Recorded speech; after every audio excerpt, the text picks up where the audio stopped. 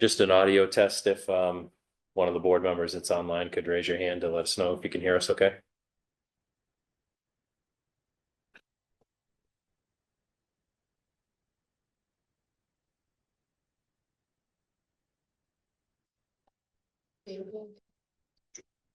Just David is online. Okay. Well, it's about 7:06 p.m. Our first meeting of 2026 will call to order. Tonight is Monday, January 5th, 2026. Tonight's meeting is being held in hybrid format, both in person here at Wolcott Commons as well as virtually online. For those guests that have joined online, you can utilize the raised hand function or the chat function when we get to public comment session. Folks that are in the room can present at the podium.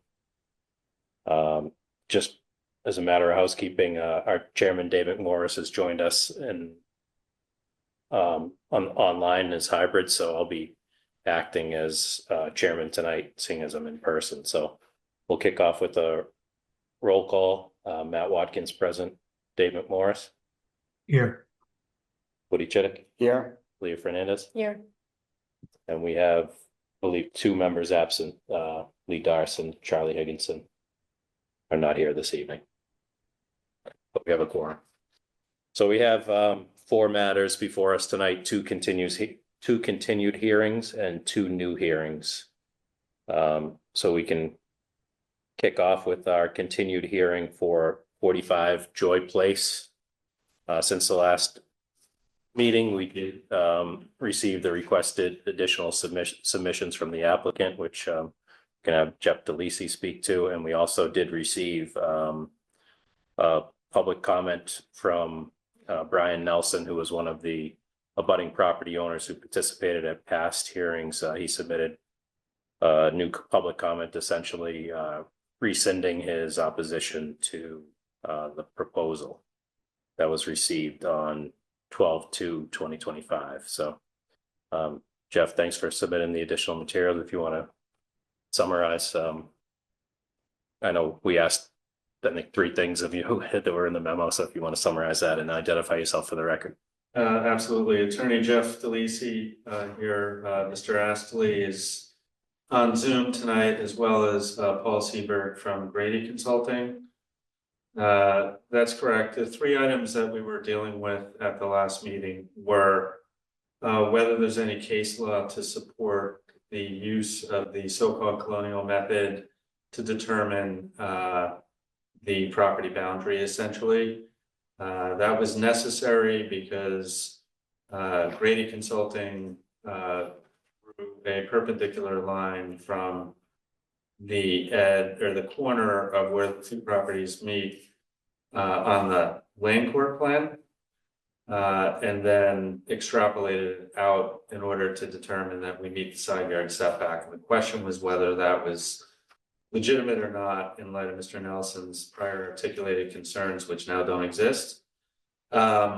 Essentially, the short answer is yes. I did quite a bit of research on this issue and spoke with a professor at Boston University, Terry McGovern, who is a fairly well-known land surveyor on the South Shore, as well as kind of did some legal research. And what I found is there is a case, essentially it kind of goes like this.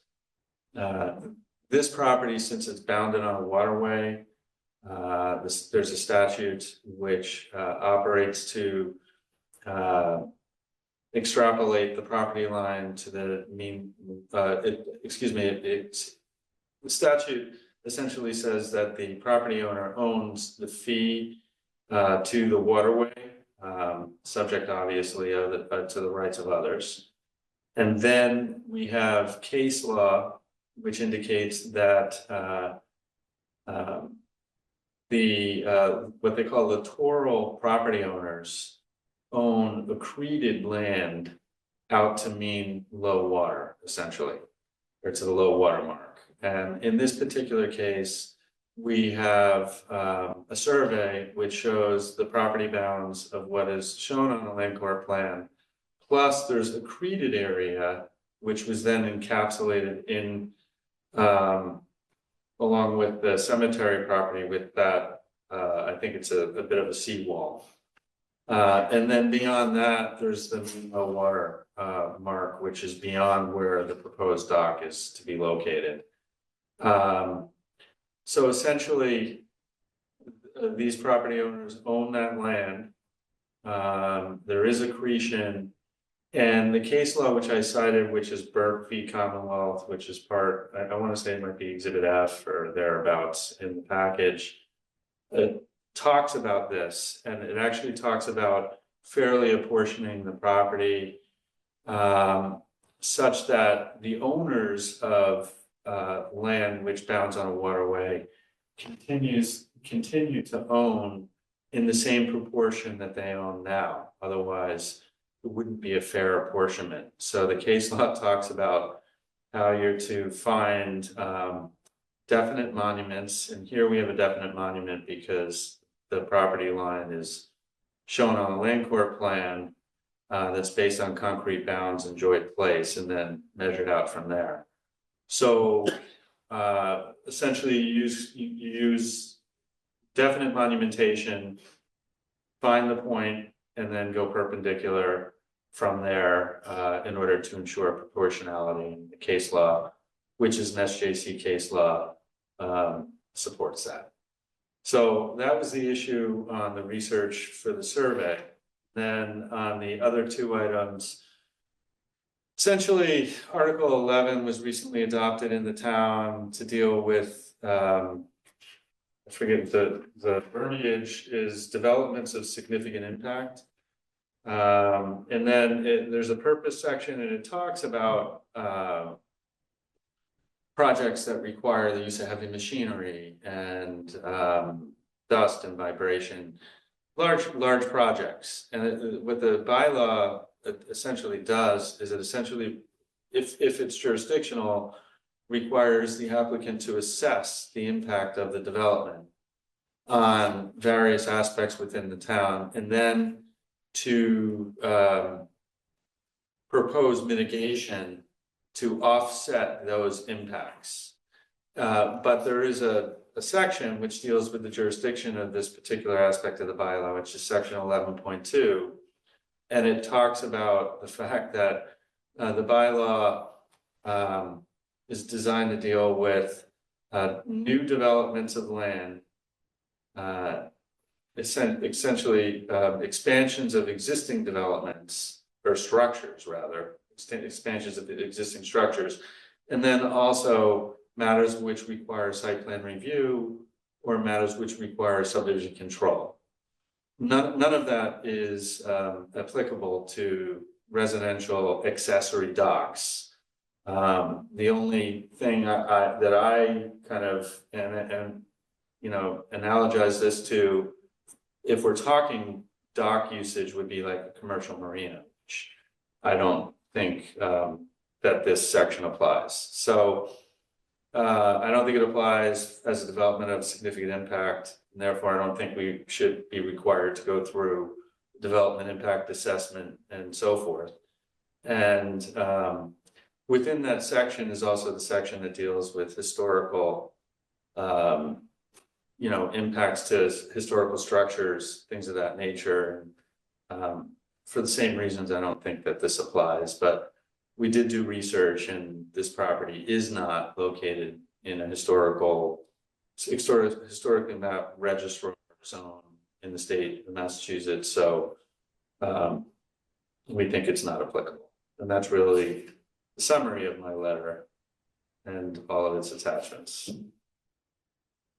I think pretty much we're ready to close it. I think I've fairly responded to the questions asked. Thank you. Great, thank you. Do any board members have any additional questions for the applicant? I don't. Well, I'll note too, it looks like Lee Darst has joined us. Hi, Lee. I was waiting to be let in. But I'm on my iPad, so it's a little confusing, but I don't have any questions, but I have been here.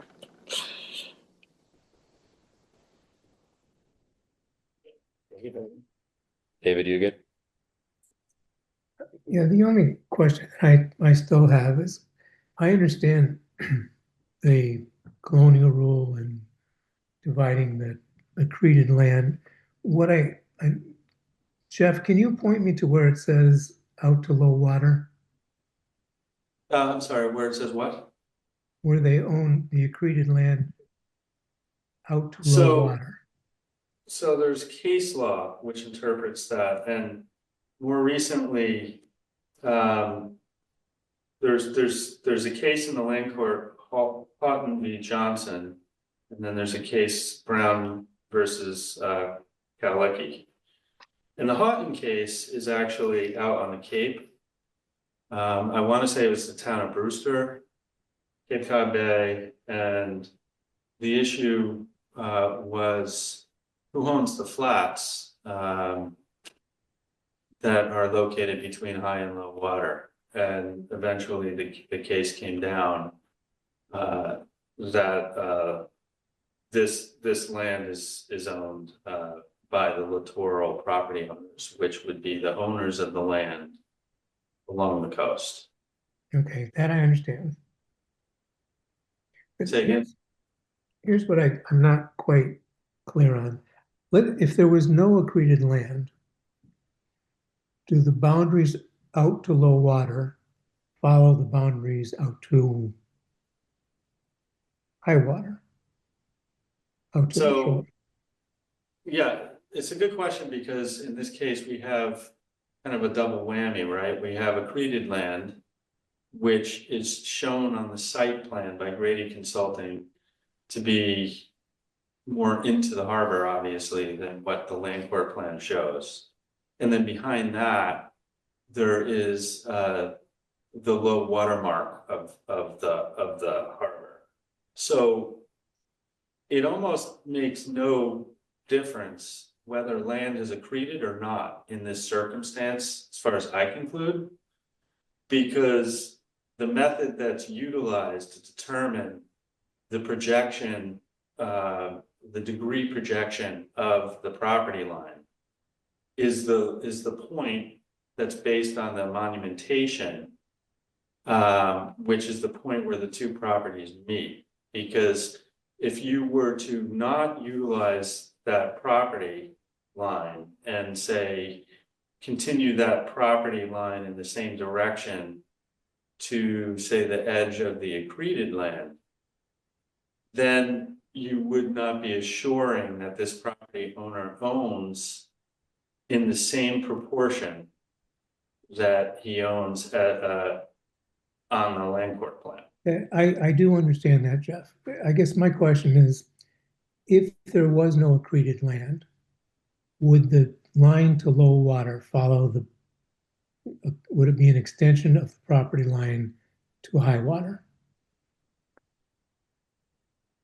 No, because pursuant to the statute, because we're bounding on the waterway, we own the fee in the water. So and the deed in this case references the flats. So because the deed references the flats, it's the property line would follow a 90-degree angle from where it is now out in the direction of the flats. And that deed is, I think it might be the first exhibit on the materials I provided. It is, and it's northerly by the line in Little Harbor of the flats, formerly of the proprietaries of the flats of the Little Harbor of Cohasset. So because that language is there in the deed, it gives us rights to the flats. Yeah, I don't have any doubt about that. That's not, I guess I'm not expressing my question very well. Because this does come up a lot, particularly around Little Harbor. And I want to make sure that we are understanding this correctly. So we have a property line which is running, say, from the front of the lot to mean high water, essentially. And that's all above water, so we can see where it is. When we get to mean high water, we know that the property owner owns also out to mean low water. But where does that line run? Is it just an extension of the line from the front of the lot to the back of the lot? Or does it somehow change if there's no accreted land? The fact that there's accreted land does not impact the analysis of the direction of the line. Because the survey and the colonial method requires you to determine that point on this record plan, Exhibit B of the land court, which is a point that is 258 feet in a direct line from Joy Place. So it's that point, which is 258 feet in distance from Joy Place on the right side of the property, shown in Exhibit B. And this is also shown on Grady Consulting's plan, that you measure the 90-degree angle. And once you measure the 90-degree angle, it ensures that my client will continue to own in proportion out to the mean low water. So whether there's an accretion or not, in this case there is, you have to use the definite monumentation, because otherwise you would be speculating in a sense as to where to measure from, because as we discussed at the last meeting and is also discussed in the case law that I provided, the accreted land changes essentially on a daily basis depending on the ebb and flow of the tide. So accretion makes no difference in the analysis. You go from 258 feet from Joy Place, show a 90-degree angle on the properties and extrapolate that out to low water. Okay. Accretion's irrelevant. So any property that borders on the water, you do a 90-degree angle from the property line Yeah, to determine the mean low water area of ownership? yeah. Okay. And if you recall, we go back to, I think it was the October meeting, which was our first meeting on this subject. There was a question that was raised about the adjacent property and the Merrill engineering plan that was filed with the ZBA on that adjacent property, which showed not a 90-degree angle, but showed kind of a projection in the same direction of that sideline out. Right. And number one, I talked to Brendan Sullivan, and he confirmed in writing, which is in front of the board, that had he have surveyed out to mean low water, he didn't bother to do it, he would have done it properly. Like that was just kind of, I don't know the words, if it's dicta or whatever, but it was, he confirmed that the Grady Consulting method was correct from his standpoint. So now we have two engineers that are both saying the same thing. So I think I've answered the question. I'm not. Okay. Well, I guess one of the reasons that I'm asking is perhaps my recollection is faulty, but it seems to me that every time we get a dock application, the plan essentially shows the property lines just extending out to mean low water on the same, just a projection from the property line along the land. I can't speak to that. I have no knowledge of any of that. I was asked to research the legal question which you provided, and I think I found an answer to it, which is consistent with both land surveyors at this point. But that's the best I can tell you, David. I just simply can't speak to your prior applications, but No, If I you think understand that, about but it, if I'm you just- think about it, it makes so much sense. Because if that line were projected in the same distance, my client would not own as much of the beachfront, say, so to speak, for lack of a better term, than he owns now. So the only way to assure that is to do the 90-degree thing for all of the properties along the harbor. I think your point is right. It kind of doesn't really work if you're doing it for one and not for others. But again, those plans aren't in front of me right now. And I think you can take this knowledge to the next applicant that comes. If there's a plan that doesn't employ this method, you can ask them.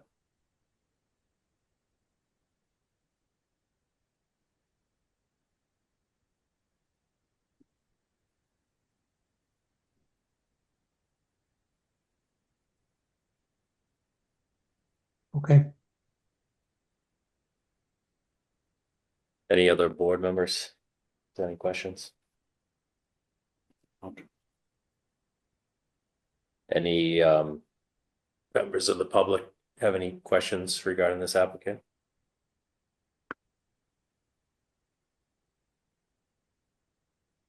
Okay. Well, as we know, we've had a number of hearings on this topic, so do I have a motion to close the hearing? And if so, we deliberate tonight. We do have a draft decision, so we could review it. And, okay, I'd make that motion. Are you okay, Lee? Yes, I'm okay. Second, Made and seconded, all in favor, Matt Watkins, aye. David Morris, aye. Lee Darst, aye.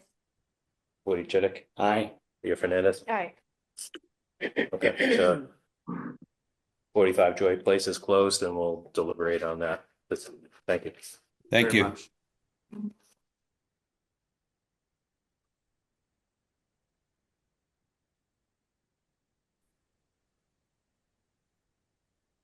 Our next continued hearing is for 141 South Main Street.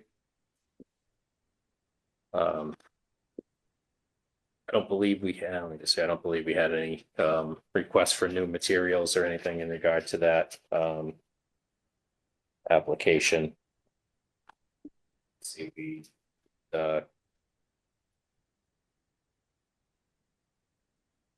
comment from conservation on 11/26, but let's see.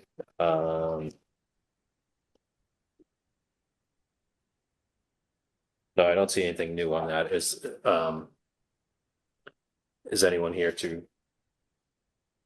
represent 141 South Main Street? No. Is this, I'm sorry, who's the applicant on this? Afshar? Okay, that's not the item that we were discussing. No, it's essentially, no, No. it's across from St. Anthony's parking lot. Yeah, I know we didn't have any requests of the applicant at the last meeting.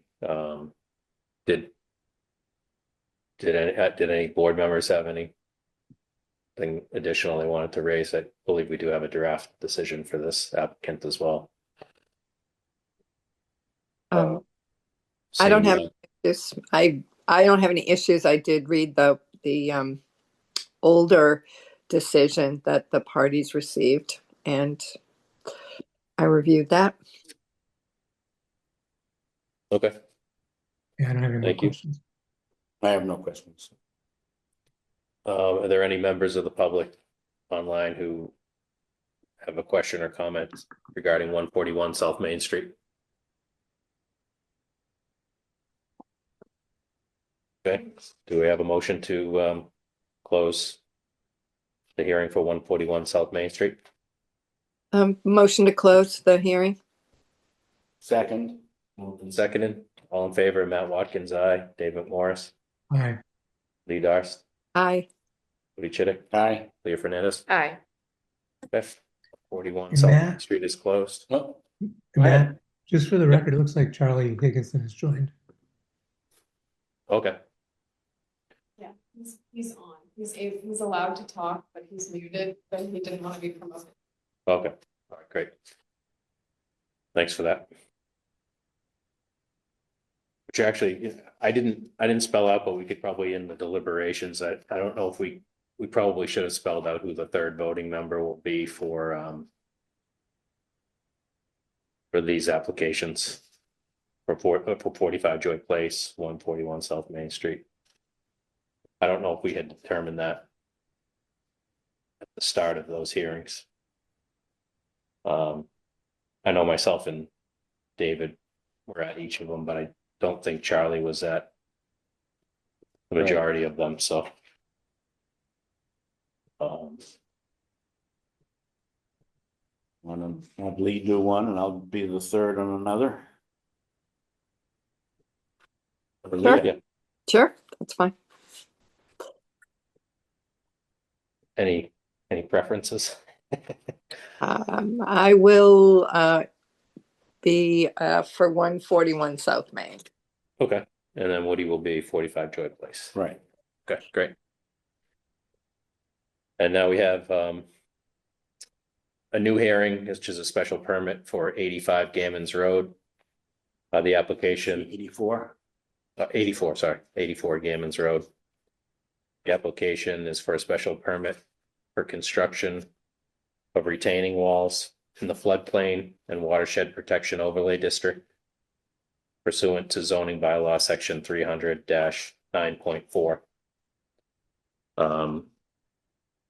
The applicant, if you could just identify yourself and your affiliation for the record. Matt or Julia, I know the applicant asked for a waiver of, so he didn't have to file a site plan with the neighboring properties. Do we have to vote on the waiver first?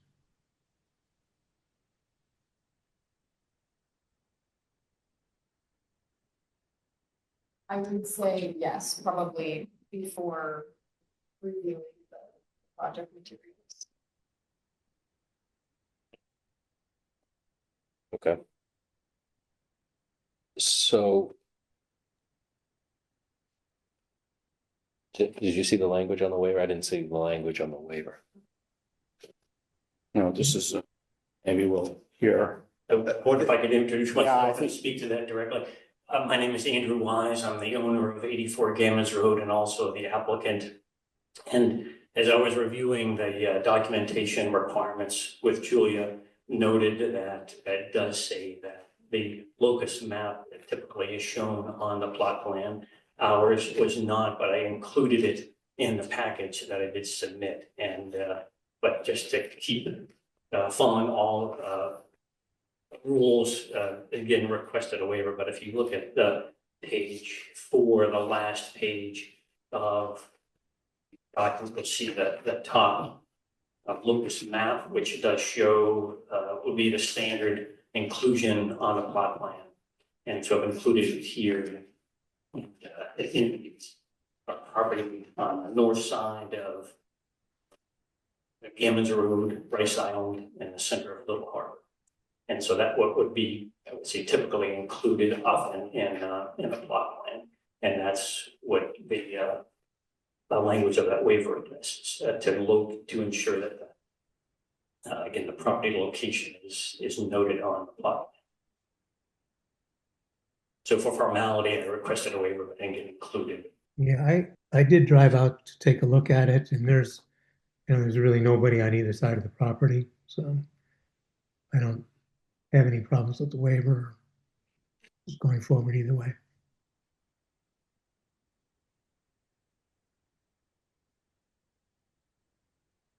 Okay, so I think for formality, we should probably first address, even though we have this plan on here, it's not maybe our official plan that we would typically see, so we could, Yes, it just doesn't depict the abutting yeah. structures and their distance.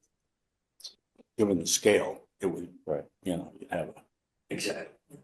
so we'll take a vote to proceed with the application as submitted. Utilizing the Okay, visuals that were in the application before us. So we'll take a quick roll call vote on that. Dave McMorris, Aye. Lee Darst, Aye. Woody Chidick, Aye. Leo Fernandez, Aye. and Matt Watkins, all in favor, so we can proceed with Okay, the application. see that. All right. Go ahead. Just one other point, the conservation has reviewed and approved the application as well, with the conservation agent has been out to the site, so they're all set from there, and they're just gonna make sure that you get aware of that. Yep. Thank you. And Matt, I think Charlie can vote on this one. I'm sorry, I didn't catch it. Having Charlie Higginson vote on this as well. Oh, I see. Who's our Remote. third full-time member who's online now, so. Okay, well, just go through the package, and Julie, if you could just pull up that depiction, those 2 pages, so that online members can view it. And those in the room, again, it's the last page of the document that I prepared to go along with our application. That top picture depicts where we are on Gammonth Road. The bottom picture is an aerial shot, a drone shot of our house that is looking south. So if you look at the plot plan, turn it upside down, this is the view that you would see. So we have I guess you could even pull up the plot plan, but we have our main house and a guest house. And so our request for the board is seeking approval to do construction, as you mentioned, in the floodplain. And so behind our main house, we have existing stone walls as well as an existing patio, and our request is to rebuild those. And then what would be on the western side, and if you're looking at this diagram now where it's facing north, would be on the left side, you can see depicted a new stone wall. And as John mentioned, we went to Conservation Commission and got their approval for doing the repair work on existing walls, as well as building a new wall. And then seeking your permission also to do that work. I would note that in terms of just, in my view, the differentiation between the 2 committees, conservation concerned with the vegetation and protecting the salt marsh, and that vegetation is defined by the age of the salt marsh, and that's what a wetland scientist delineated. And so we are constructing these walls, rebuilding the walls on the landward side of the edge of the salt marsh. And again, that's defined by vegetation, whereas the floodplain is a tidal measurement, and that is the mean high water mark, which we just heard from 45 Joy as well. And so that's in our property about anywhere between 10 and 20 feet of, on the water side of where we're building. So we're considerably inward or landward from the high water mark, where the Gammonth would be considered more of a floodplain terminology. So back to the document that I provided to you again under 309.4. It's paragraph G. There are 5 items to address these structures, and again, the stone walls and stone patio, all structures in the floodplain. And so again, we believe that we meet the requirements of what is mandated, that project structures within the floodplain construction should. I could go over those.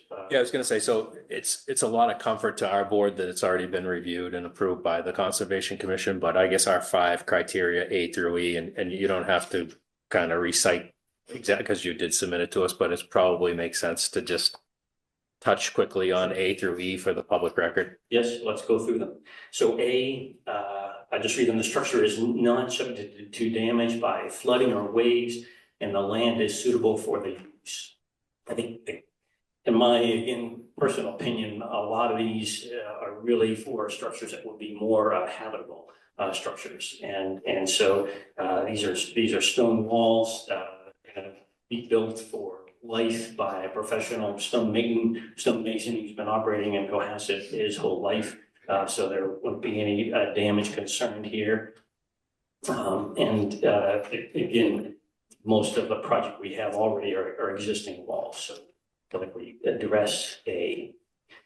B is if the land is subject to tidal action or adjacent to tidal waters, the structure is greater than equal to 10 feet above mean sea level.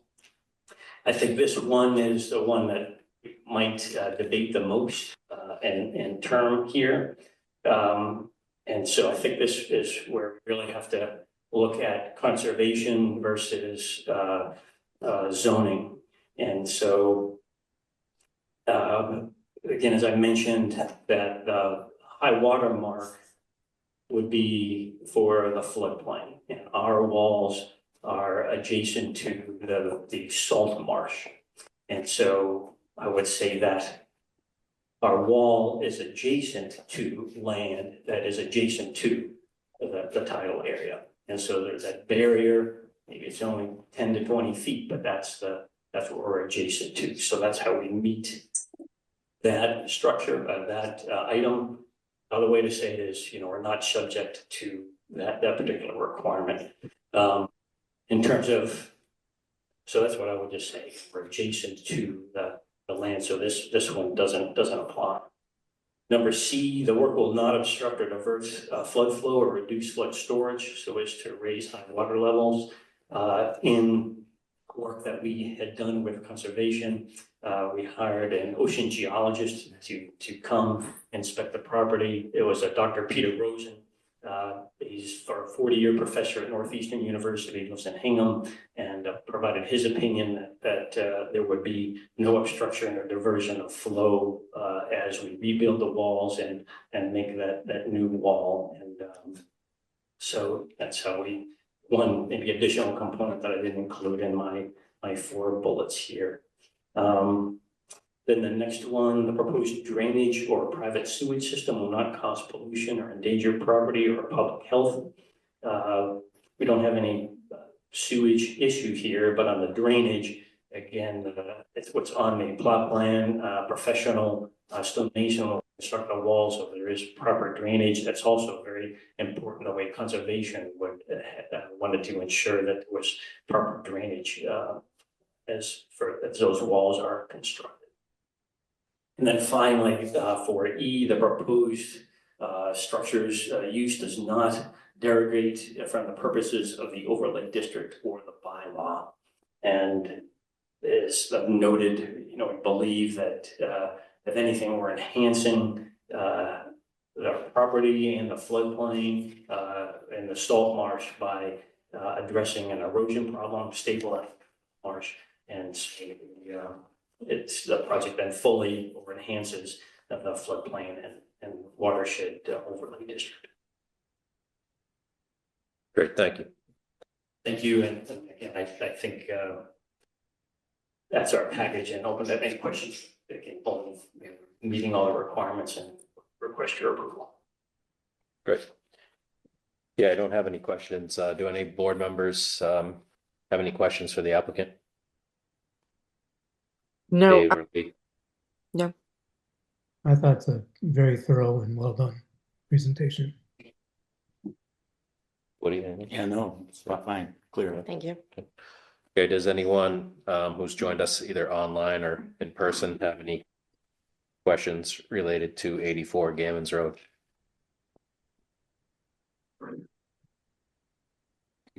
Not seeing any hands.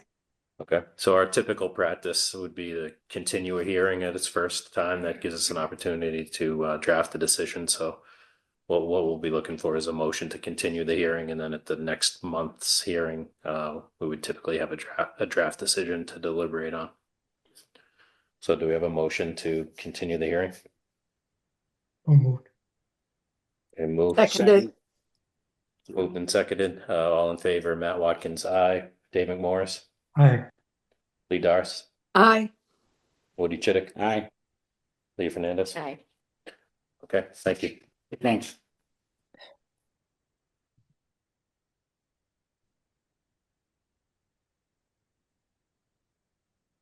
Okay, that brings us to our next and final new hearing of the night, which is for 469 Jerusalem Road. The application is for a special use permit for determination recognizing the already divided parcels as two separate residential lots. That it constitutes an extension of a non-conforming use pursuant to section 300-8.4. Richard, if you could just identify yourself for the record. Excuse me, Richard Henry from Warrenberg, DeLisi and Harris, representing Trace Joslin and the our LLC that holds title to the home in which he is. You know, just Could you move them for the purposes of the audience? Yeah. Mike, is that better? microphone. Oh, sorry. Let me begin by addressing the application, if I may. In the first section of the application, reference is made to the statutory provision or the bylaw provision that you just referred to. But you'll also note that I made reference to or such other relief as the board deems appropriate.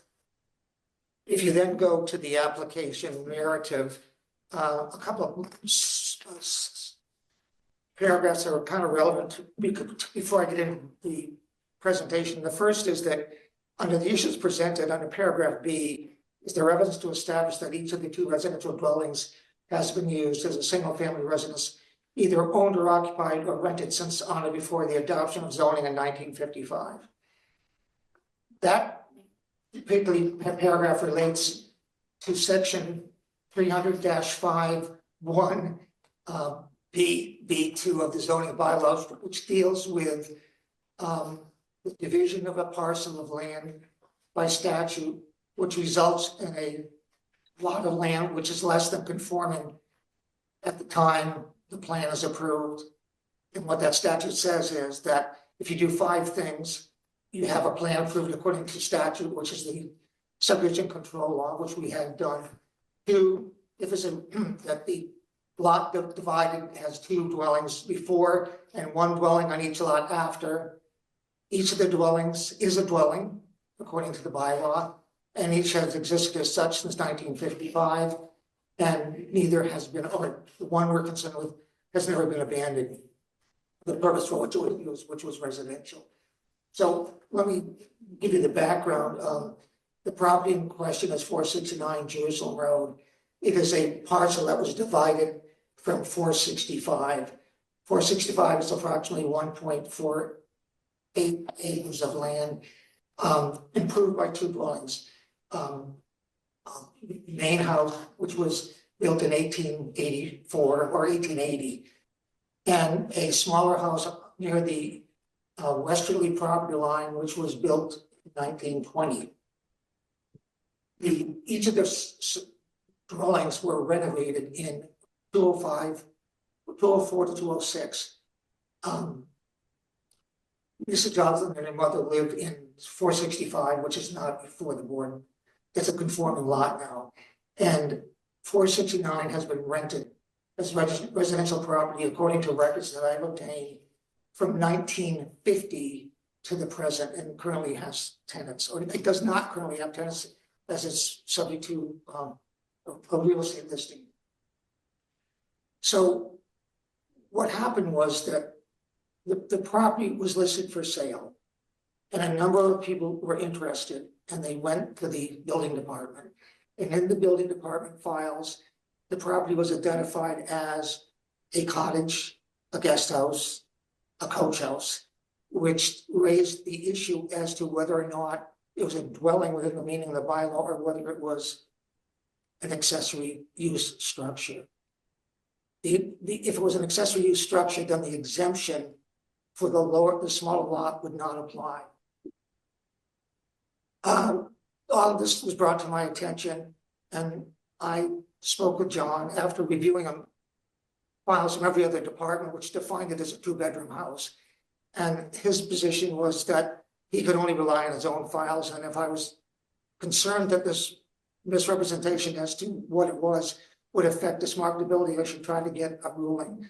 So my presentation will be to just to the statutory provision dealing with the exemption. And if you believe what I tell you is correct, then I really don't need a special permit or any other relief from the board other than a determination that the property as divided is now in compliance with the bylaw. So let me start. I probably should, I'm actually, not anyone's not familiar with every piece of legislation and bylaw. Thank you. So are you familiar with the section I'm talking about? 5, Well, are you looking at me? anybody? Oh. I'm familiar, but I can't speak for anyone else. Okay, what it provides is that nobody can reduce a lot in size or change the location of a dwelling which makes something non-conforming that isn't already non-conforming. And you can't reduce a lot below what the minimum lot area is in the district in which the property is located. But it makes 2 exceptions. One is if your property is taken by eminent domain, the remaining property is legal. The other exemption is if you have a plan dividing the lot, which is proved through a statutory provision on which 2 dwellings are located, one each on the following lots as divided, and the dwellings have been occupied. They are dwellings, which we'll get into that. And they've existed since 1955, not abandoned. Then they are exempt from any reduction in lot size. That being the case, no relief is granted here if you find that 469 is a dwelling, and those are the 2 issues. If it's a dwelling, not abandoned, then it falls under the exemption, and we don't need a special permit. So what I did is I took the statute and I went through it and I wrote it into provisions. And the first thing I did, which is the simplest one, said that the division of the land has to be pursuant to a statute. And what they're referring to is Massachusetts General Law, Chapter 41, Section 81L and 81P.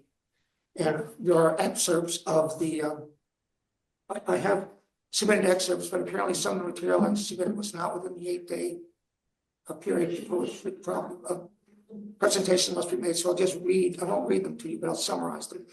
What 81L and 81P say is that if you own land and it doesn't require a subdivision, you can present it to the planning board, and the planning board is obligated to sign the plan. And this particular piece of land is not subject to the subject control law because 465 Jerusalem Road had legal frontage for two houses.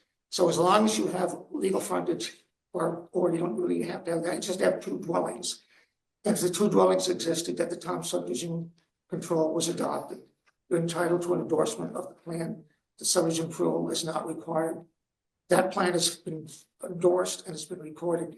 So that element of the statute has been complied with, or the bylaw, I should say.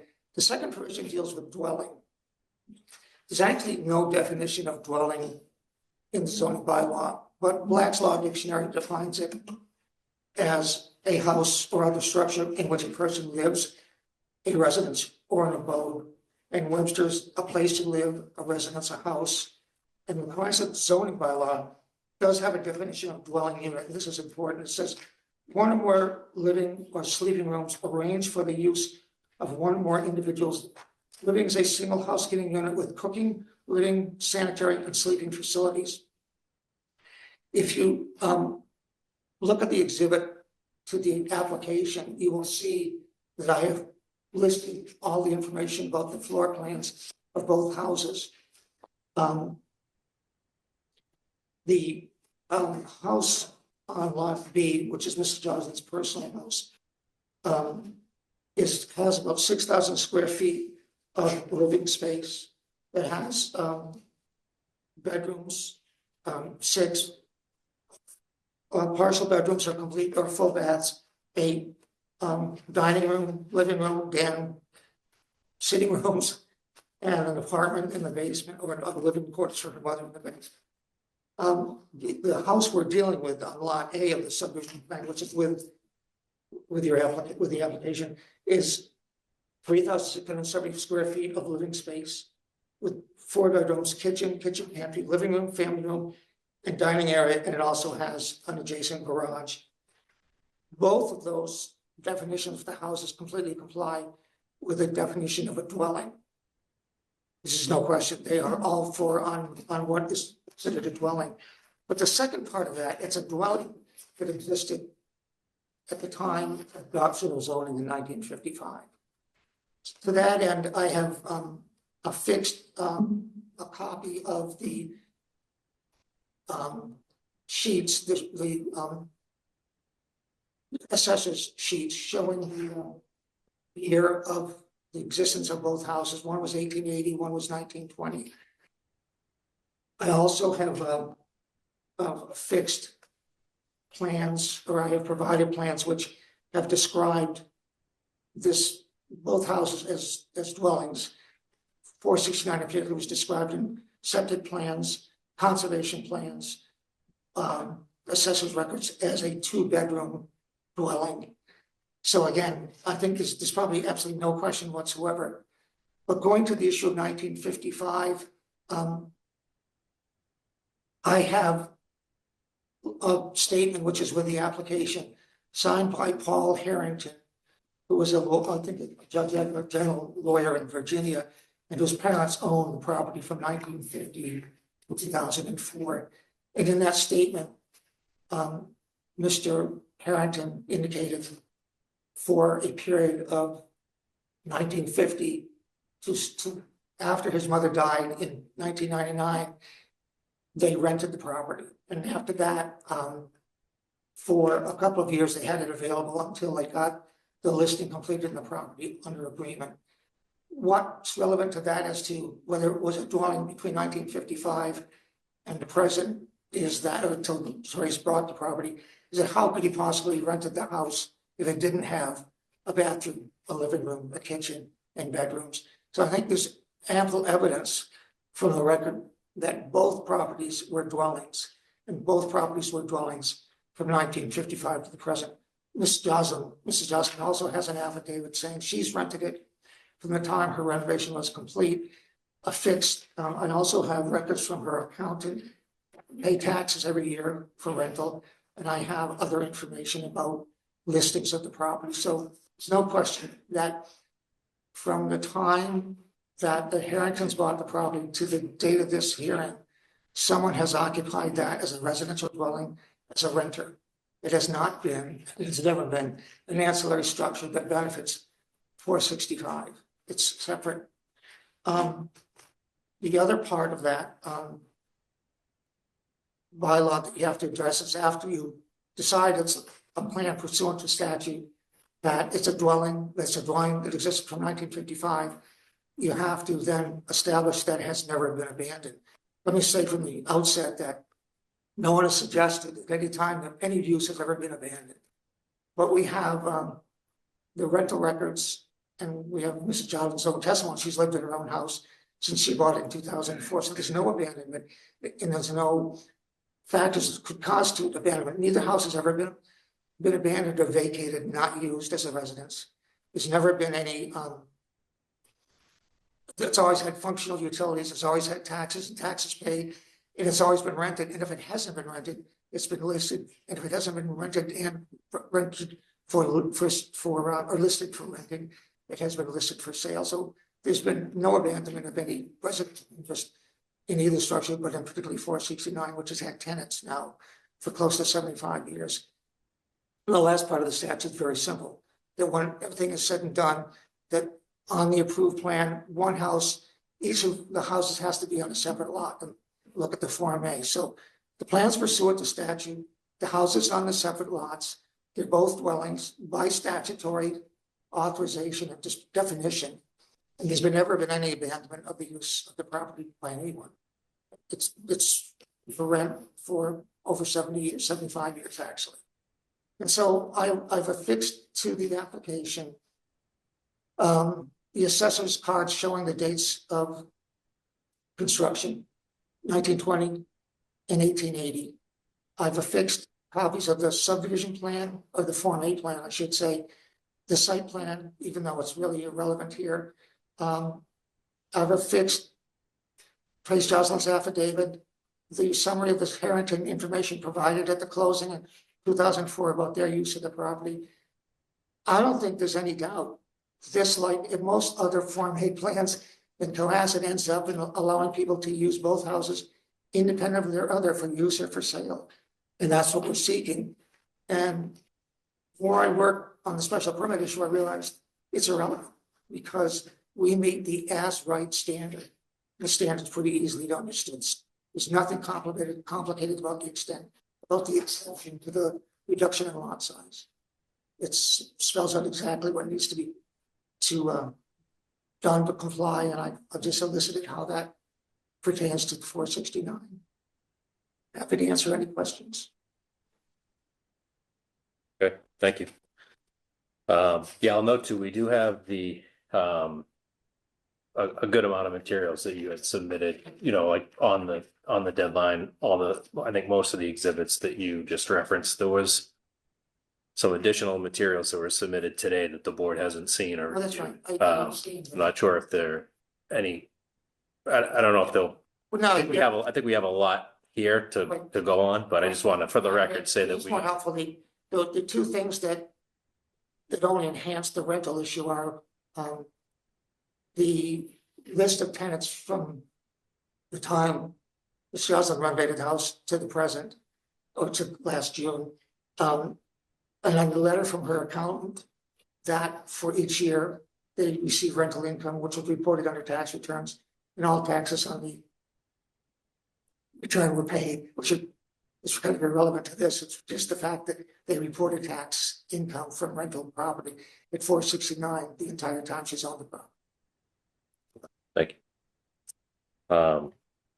John, did you want to say anything in regard to it, or I know they came to you with a clarification. I don't know if you wanted to say anything. I think we do need a special permit, but we have to vote on, or the board should consider is if it was a single family dwelling, 2 single family dwellings.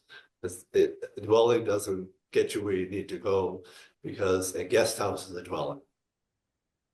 So we need to make that distinction that there's 2 single family dwellings. And if they were rented prior to that, then that decision grants the authority to call them dwellings under the subdivision law, and then that's the avenue for separation of homes. What suggests that this was a guest house and consequently was used intermittently without remuneration? I don't know how the use was, but the building permit that goes back to 2004, 2006, they didn't have a separate address. So they applied under one address for 2 dwellings and listed one of the dwellings as a guest house.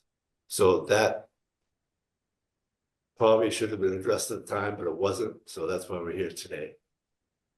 But with all due respect, you could call it a cottage, a castle, an old shoe, but if it's a house with the requirements of the statute, lived in as a residential dwelling for 75 years, I think this whole thing about what was designated on plans is irrelevant.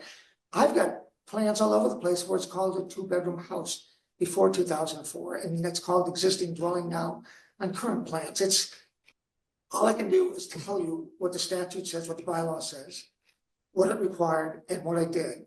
And everything that I've alleged is supported by the materials that have been submitted. And I don't know what the special permit would do the more I think about it. I mean. Yeah, that's kind of, Matt, can I ask a question? Yeah. That's kind of my problem here. I don't understand what it is that we can do for you. Nothing other than I think you can simply make a finding that it complies with the bylaw. That's all. Under what, I mean, there's no, under 8.4, this is part of your application, there's nothing there that we can decide. You're not applying for anything that's within 8.4. And the other section about the A&R is as of right, you can do that. There's no issues there. And, you know, assuming that everything that you say is correct, and I have no reason to doubt it, you have 2 dwellings with on 2 lots as of right. And we don't do declaratory judgments. I mean, we have the jurisdiction to grant special permits for the purposes that are enumerated in the bylaw. And we have the authority to review actions of the building commissioner if you dispute his findings on something. But neither one of those things is before us. So I don't understand what we can do within our authority that's of any help to you. Well, that was concerning, and that's why originally I tried to couch it as special permit. But in fact. For what? A special permit for what? For extension of a non-conforming use, because the property is all non-conforming. And Yeah, but the buildings use and isn't, structures it's are always, non-conforming. Sorry. the use isn't non-conforming, it's always been No, residential. but right now, the property is non-compliant before the division. It has a setback issue on one side of the smaller house, and the lot size doesn't accommodate two houses, because it's not big enough. Even if it was a parcel of land that you could divide, there's only 64,000 square feet, and you need 70, so it is non-conforming. Right, and if you were looking to build or alter it in some way, we would look at it for a special permit. But there's nothing in the bylaw that says, look at somebody's piece of land and tell them whether it's a house or not. You have within the statute and within the bylaw, assuming that what you're telling us is true about the continuous rental, you have every right to sell it as a separate property. But I don't see where we have any authority to declare it as a separate property. Neither is or it isn't. I think the only, Well, I think, David, maybe what got us here, right, is they had a question that they brought forward to John. And when John looked at the records that were available at town hall, right, it identifies it differently, which It identified it as a guest house. is a guest house. Okay, That was so a- if it's an appeal from John's determination, then we can hear it and do something. But that's not what the application is. And I think there also has to be some kind of written, the underlying issue should have been couched in a letter saying, I believe this is not a dwelling, it's a guest house. And we could have worked from that letter. yeah. I think if you get a letter from John saying, I can't determine that it was a continuous residence and it's in the records as a guest house, so whatever, you can appeal from that and we can deal with it on an appeal. But I just also don't see that we have the any definition jurisdiction to of do anything. dwelling, sorry. The definition of dwelling in section 2 doesn't distinguish between a guest house used intermittently and a multifamily or anything else. That's why I gave you all the other evidence, Yeah, the rental evidence, the statements from the prior owners, the floor plans to show what kind of a house it was. It all goes to the issue of a single family house.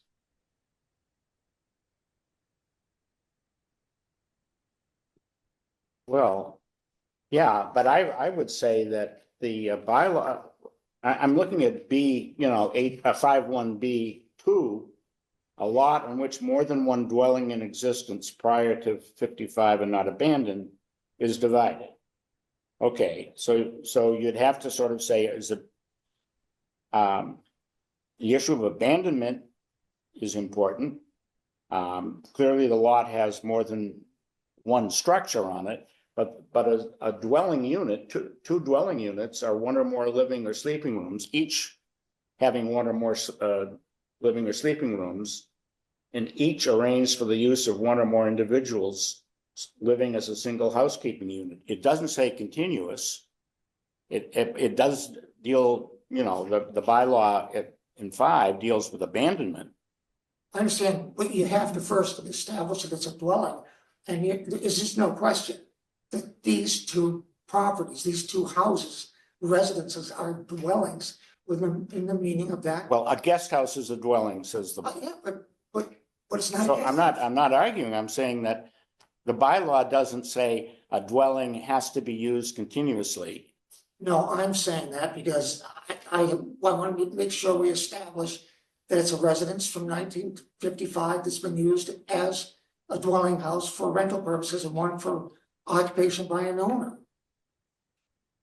You're making it easier for me myself. I don't think you even have to show that. You just have to show that it was a dwelling. What's that? Louder? All you have to do is show that it's been a dwelling since 1950. Whether Is it it was a a dwelling? guest house or a Not, cottage. not or was it a guest house, was, You know, and that's what I did. That's what I, right, I'm not arguing with you, I'm saying, I think the definition of dwelling is independent of use as a rental property or used by an owner or anything else. It's how is it arranged? Is it arranged for living and sleeping? right, in my, And used as such. yeah, my point was, in 1955, I didn't see the house. I don't know what it was like. But if you have people renting the house, it has to have all those elements of a dwelling. That was my point.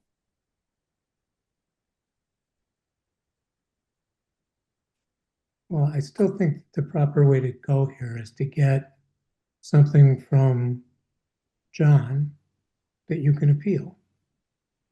Or John may look at this dwelling issue and determine that even if it was a guest house or a cottage, it was still a dwelling and therefore qualifies under, Under the exemption, right. yeah. Oh, see, But the- I understand what your point is. But yeah, it's true. Although it's a guest house, it's a accessory structure. And you can divide the land with the structures, but unless you establish the use of the structures, it doesn't address the use. So we're trying to address the use. Again, because they applied for the permit after they purchased it for a guest house, which deemed it an accessory structure and not a single family dwelling. At the time, we have a conflict as to the line of rental and how the permit was applied for. That's what we're trying to. Okay, but where in the bylaw does it say that an accessory dwelling unit is, does not come under 51B2? Well, it's an accessory structure that it doesn't have the use of the accessory structure isn't the same use as an accessory single family home. That's what I'm just trying to find a way to get from A to B. If someone asks me to review the lot, I look at the records. It's a accessory structure on a lot. Where in the bylaw does it differentiate between an accessory structure and a dwelling unit? Because the use is an accessory use as a guest house as it was applied for. But so where in the bylaw under section 5 does it deal with that?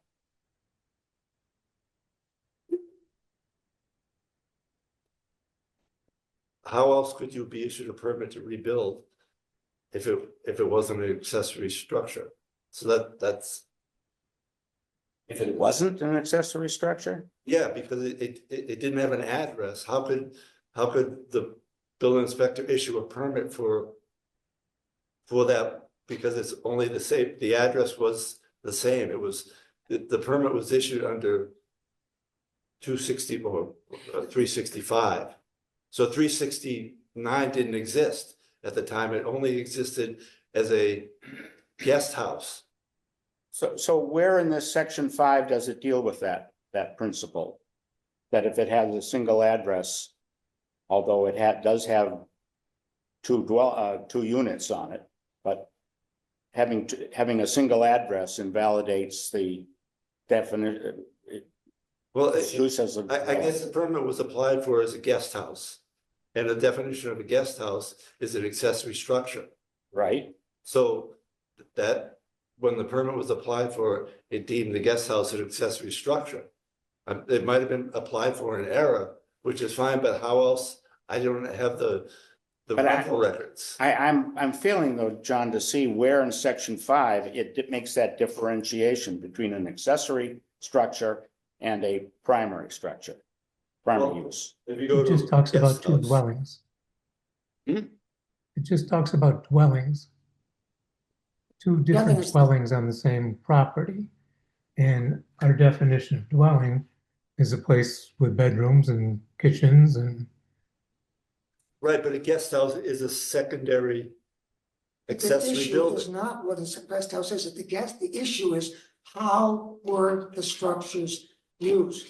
That's what the information about the rental was so important. They've been used as single family homes, one in which the owner lived and one in which the owner rented, one in which the prior owner rented. Well, okay, I mean, I fail to see, frankly, this section 5 doesn't differentiate between a multi-family dwelling or No, two it families. doesn't. So you're, Dwellings. so if it's a dwelling, it is not abandoned, it was approved, the division was approved by statute, and after the approval, there's a house on each lot. Isn't that the end of the story, It is to me. David? May I just make a statement? Heidi Condon, HC Design. I've been involved since 2004. One question I have, as a guest house, I believe a guest house cannot be rented. Right. So Right. this is by definition not a guest house. I think we made a mistake when the permit was pulled in 2004 and it was nomenclature. I think the builder called it a guest house because we want to define it differently than our permit for the main house. And that was a mistake, clearly. Right, and I'm trying to figure out. Just trying to get you through the mistake, which one is correct and which one isn't. But it's been rented now for 23 years. Right, but that, I just got that, And so it's not a guest house. Right, it invalidates its use as a guest house. Exactly. all right, so then the rental takes precedence over the permit issued as aggressive. I would say yes, probably, yes. Yep, so that's why we're just, I'm getting. People coming in from the other side saying, I want to build this and that, and they look at the plans and say, wait, can I do this at a guest house? So that's what we're just trying to get. They can't build new in But- this situation. It has to have pre-existed. That's And the it has point. to have had a kitchen, a bedroom, a bathroom. It has to have all the amenities of a dwelling unit. And a rental record, but again, there was no rental record until tonight. Well, I think, John, your files had what you're saying, but there are files everywhere, including tax returns, to show differently. And it's been defined as a house in several other places, so I understand your concern, but there are just dozens of Form A divisions in Cohasset, and there's far less nonconformity before than in many other places. This is just sort of unfair, that we've been put in this position, and I'd be happy to talk to John about, but the key thing is establishing the use. The use has been established in the papers I've sent, and the ones that you will see if you continue to stand on the case. The stuff I sent today includes CPA letters and list of tenants. So the use is undisputed, not only with respect to the period from when the guest house was renovated, but when it was guest house or whatever it is, the small house was renovated to the present. And going back to 1950, before there was zoning, it's been rented out as a separate dwelling, as a separate house.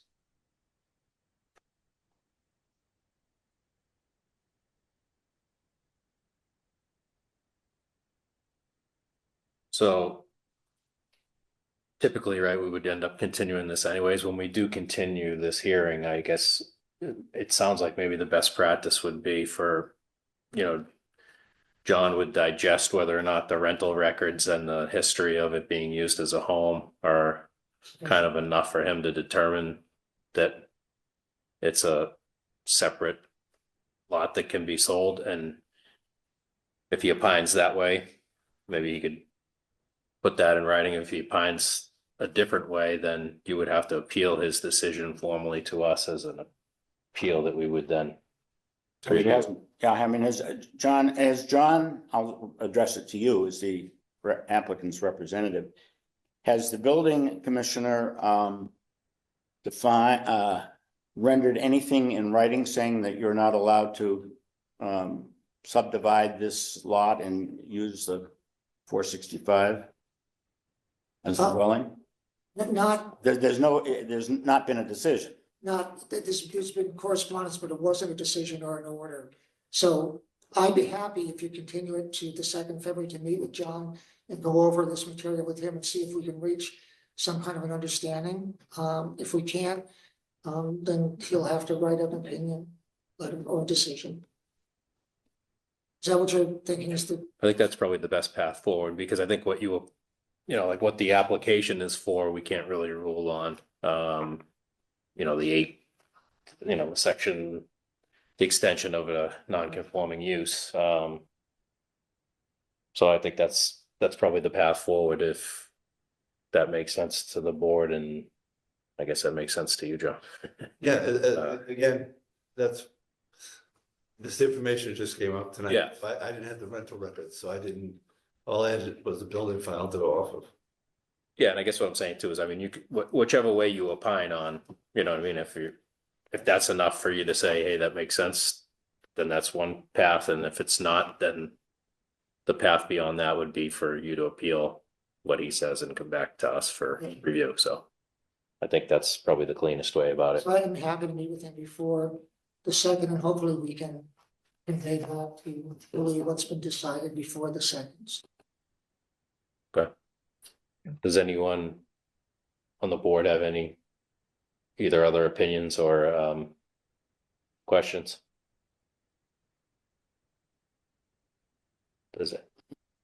Does anyone in the audience, either in person or online, have any questions or comments? Okay, do we have a motion to continue the hearing? I make a motion to continue the hearing until our February meeting. Seconded. Moved and seconded. All in favor, Matt Watkins, aye. Dave McMorris, Aye. Lee Darst, Aye. Woody Chidick, Aye. Leo Fernandez. Aye. Okay, let's continue. Thank you. Thank you.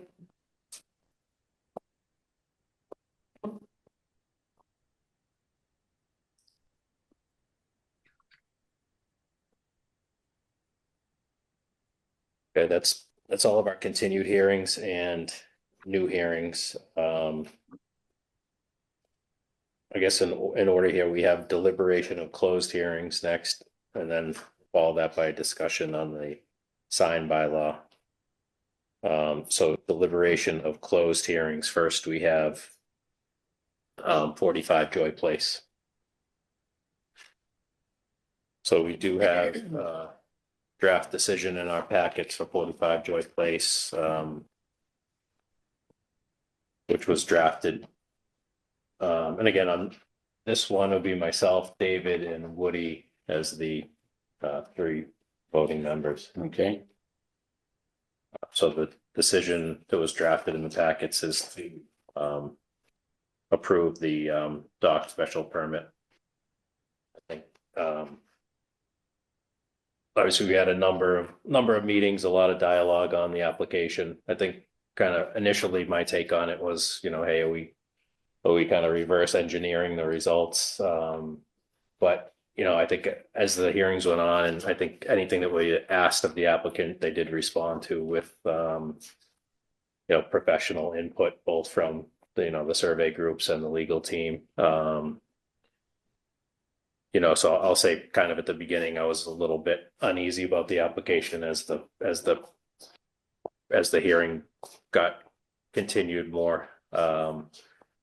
I think they responded with professional analysis, which was helpful. I guess to David's point tonight, I'm not quite sure I understand fully, like if there was another application in front of us, I think maybe we'll have to dig a little bit deeper beyond this application as to what that means. But I think for the purposes of this application in front of us tonight, I would be comfortable with the decision as drafted.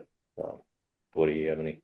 Well, yeah, what I would say is that I haven't seen, or I don't think we've been given anything that would say the colonial method is invalid or erroneous. It's one thing to say I question that methodology, but we've not seen an alternative to it. And so I don't think the burden is on us to go doing, researching this as a topic, and the burden, frankly, I don't think is on the applicant.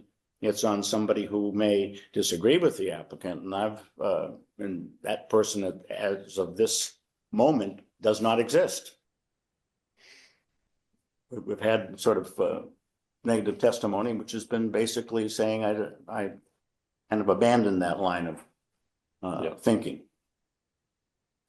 And Leah, I know you're kind of new to the topic, but also kind of shared a similar opinion, I think, as me at the beginning, where we were a little uneasy about the method, but I don't know if you have any thought on it. No, I think all of the materials provided, the case law, again, I wouldn't even know where to go.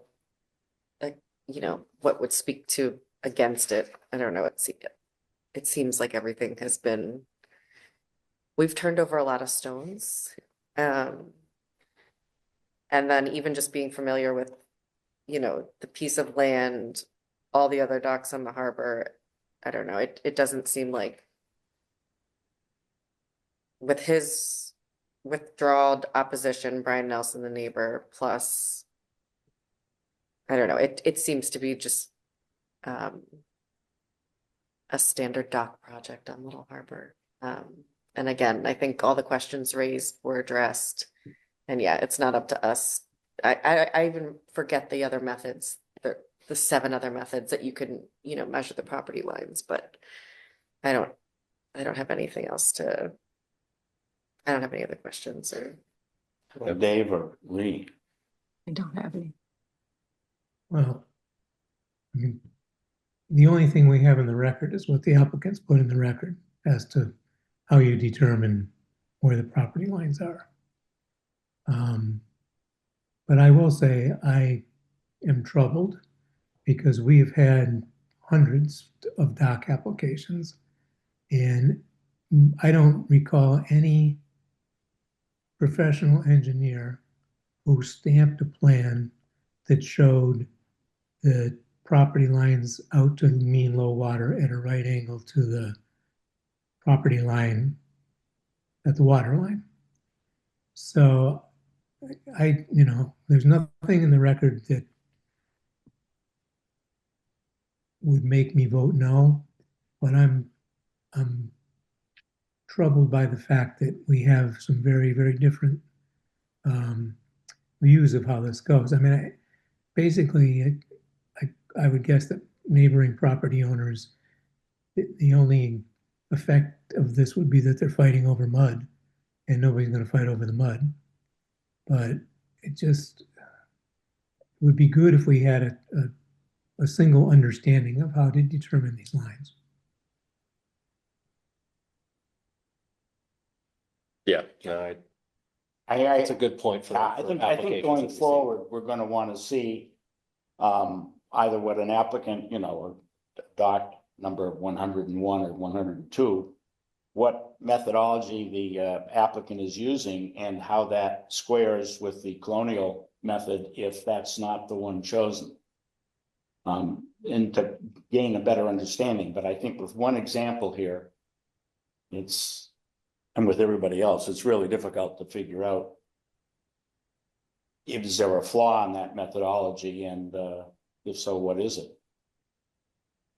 I think the biggest challenge is just truly the shape of the lot and how it's positioned to Little Harbor in this case. I don't, dock application 100.3, even the measure, I don't know. I feel like it's truly like the angle of the lot is what's creating the concern, I think, for like the measurements. It's not necessarily mean low water, mean high water, anything like that. I think it's just a unique angle. So that's creating the biggest challenge. Yeah. Okay. Yeah, I mean, I think for the purposes of this specific application, it sounds like, and we can take a vote, but it sounds like we've all kind of brought ourselves to the point of understanding that this method was utilized in this case. Be curious to see you know, Well- these engineers, moving forward, kind of how, what they do or don't utilize for methods, but, It might provide some solace to know that, really under zoning, there is no such thing as precedent. Every situation is unique, so I would be open to another methodology if one could explain how that squares with the methodology we're using here, or no, that is being used here. But we're not bound from now to the end of time to use the colonial method if our understanding changes. okay.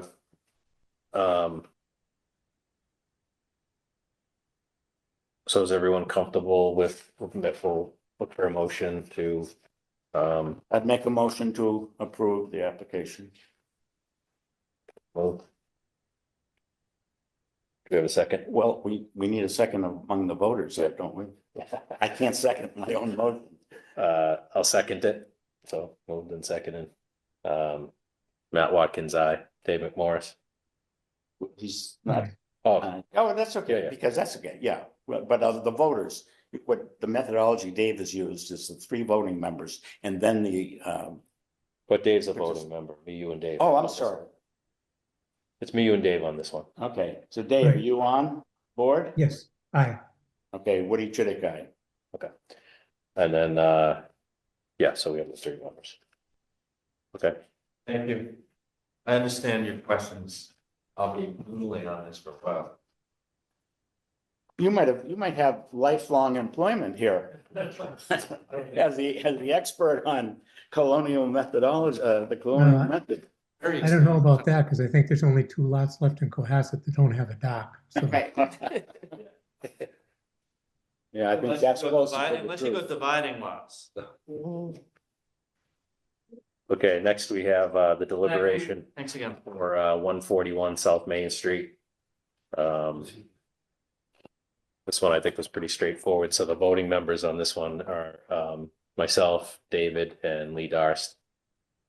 I know we didn't have any follow-ups tonight for them. We have the draft decision in our packet to accept or to, grant the special permit. Does anyone have any questions or anything, or do we have a motion to accept it as drafted? so moved. Seconded. Okay, moved and seconded. Matt Watkins, aye. David Morris, Aye. Lee Darst. Aye. We have approved 45 Joy Place and 141 South Main Street. That's all of our deliberations for closed hearings. We continued 2 of them tonight.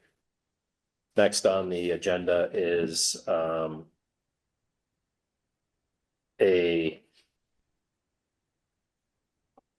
I guess we had first, although we could take it out of the way. First, we had 2026 ZBA schedule update, May meeting date.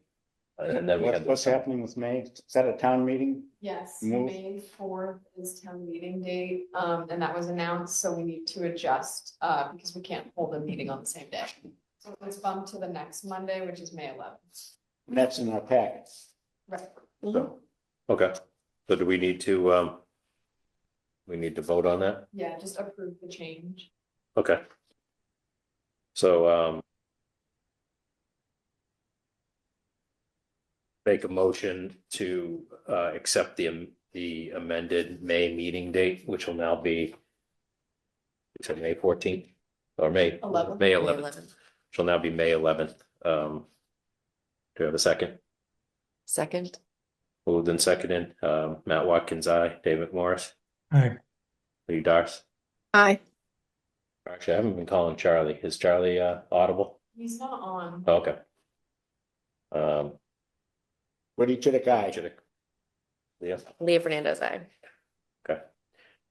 Next on the agenda is a discussion regarding the sign bylaw. And I think this was an amended item that came onto the agenda following, I think probably most recently, most of the board members have noticed, the Stoke sign on the corner of Sawyer Street and Route 3A. It was previously in front of us, and then they were recently granted approval for the sign. And John had, When you say they were granted approval by whom? not by us, but by John. And then, right, and then John had submitted to us the rationale for the approval of that sign, is how I understood it. It's not what I understood. Or, Did you? I mean, is that? I'll have to check if I issued the permit, not to be honest, I can't remember right now. I know they did apply for a permit. I thought I saw something in our packet anyway that said that I think. the rationale of why they, The rationale I had was the accessory sign allowance on 3A, that they had the frontage to have that additional sign, but that was. But the frontage was never submitted to us, among other things. And well, anyway, I think, yeah, we wanted to have an overall I discussion. want to have a I guess discussion. I'll preface it, but I thought my understanding was, I don't know if it was just an email or if it was in the packet, but they submitted, I guess, the size of the sign. But maybe it didn't have, what we saw didn't have the setback or the frontage, but there was something sent to us that showed I the haven't- determination. Size, I think it was 40 square feet. Yeah.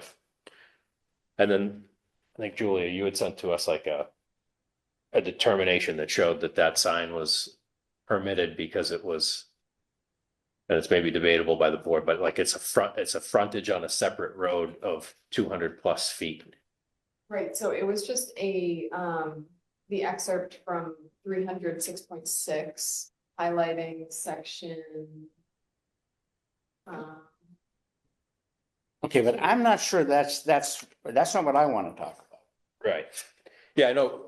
I think we wanted to talk about signs as a whole. I didn't know though if, I know we were sent something to say that, or it's very obvious, I think that sign all of a sudden appeared, right? It was in front of us a couple months ago. It's been covered up for, A couple of years. maybe a year now, and now it's there.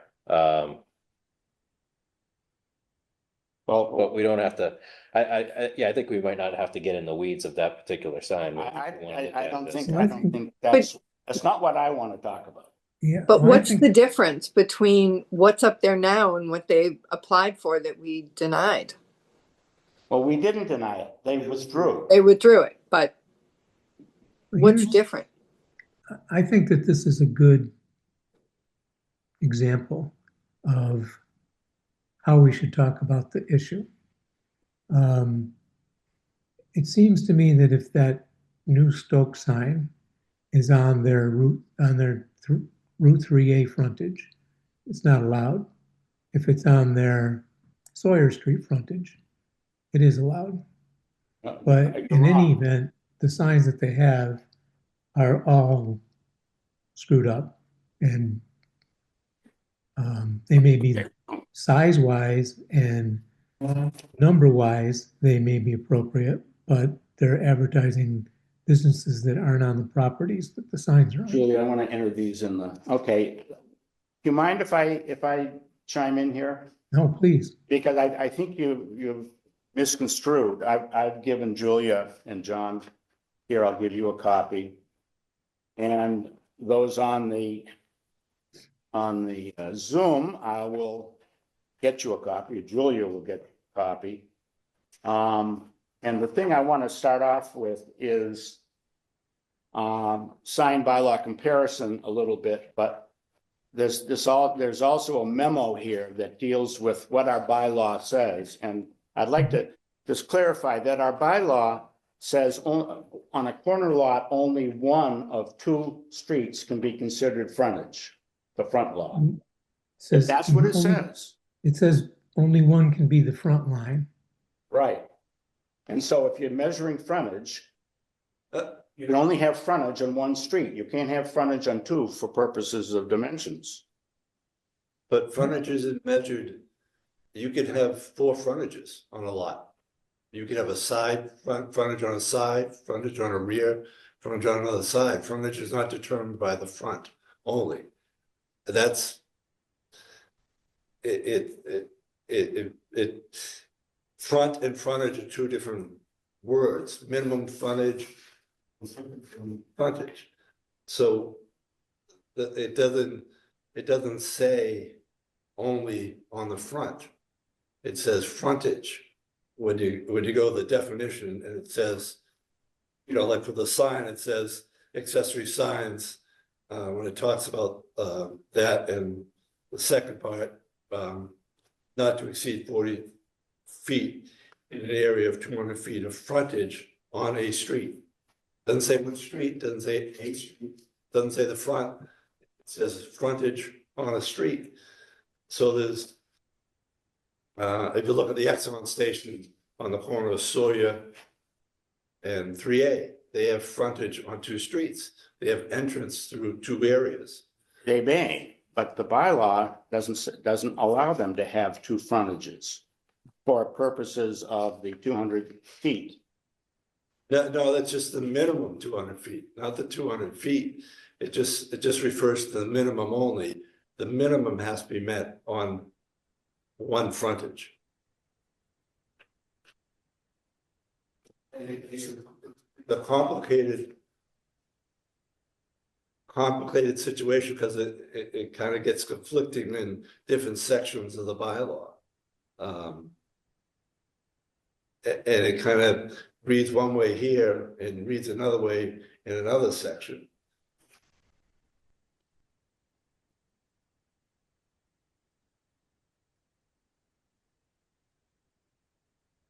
Let's go to section 5.2b.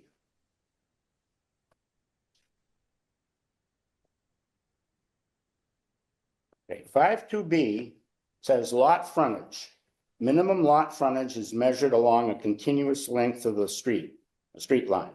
On corner and through lots, minimum frontage is measured along one street line only. That only refers to minimum frontage though. It doesn't say frontage, and they separate minimum frontage from frontage. What, where do you get the definition? Okay, where do you have have a distinction between minimum lot frontage and frontage? If you go to the definition of frontage, it tells you it's taken off the street. Doesn't say anything. Yes, that's where some of the confusion comes. On corner and through lots, minimum frontage is measured along one street line only. Yeah, that's a minimum frontage that you need to start with, but frontage. But if you go to the definition of frontage, you get a different meaning for it. Length of the street line dividing a lot from the street on which the lot bounds. Right, so it bounds on, what if it bounds on 3 streets? You have 3 frontages. But if you've got 49 feet Why on one does the street bylaw and 20 feet on differentiate? the other, you What? don't have minimum frontage. I'm sorry, it's a little louder, Dave. If you've got 49 feet on one street and 20 feet on another, you've got 69 feet of frontage, but you don't have minimum frontage for the Yeah, lot combined. because you've only got 49. Right? But I'm not seeing where you can combine. So what if on Sawyer Street I had 101 and on Chief Justice Cushing Highway I had 101? Would I have 202 feet of frontage? Yeah,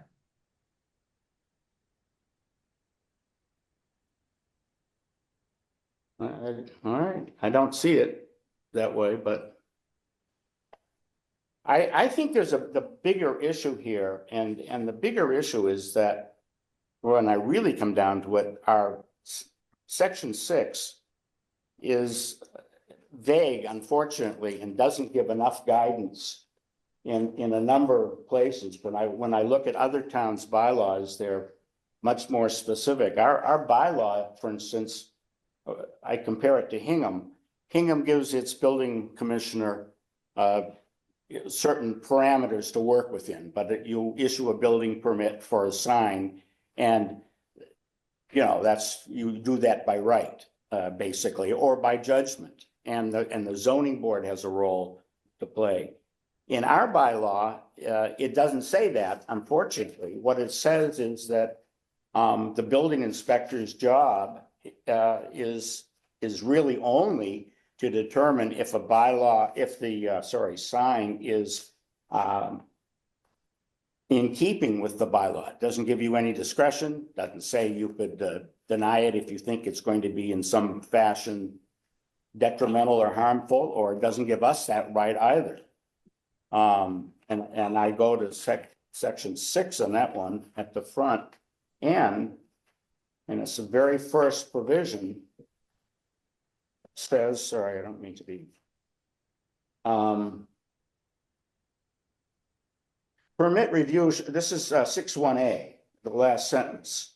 Permit review shall be confined to determining whether the sign conforms to this signing bylaw. The building inspector may require a drawing, but it doesn't say that there's any discretion the way you would do it if you had a special permit. And most towns seem to put at least a portion of its signage review in the special permit category. In other words, some discretion, some understanding of local conditions. And so right now, we have a lot of violations up there on that lot. It's confusing, I think, to everybody. There's a third pylon that's gone in that has advertises 3 establishments, and each of those establishments is on a separate lot.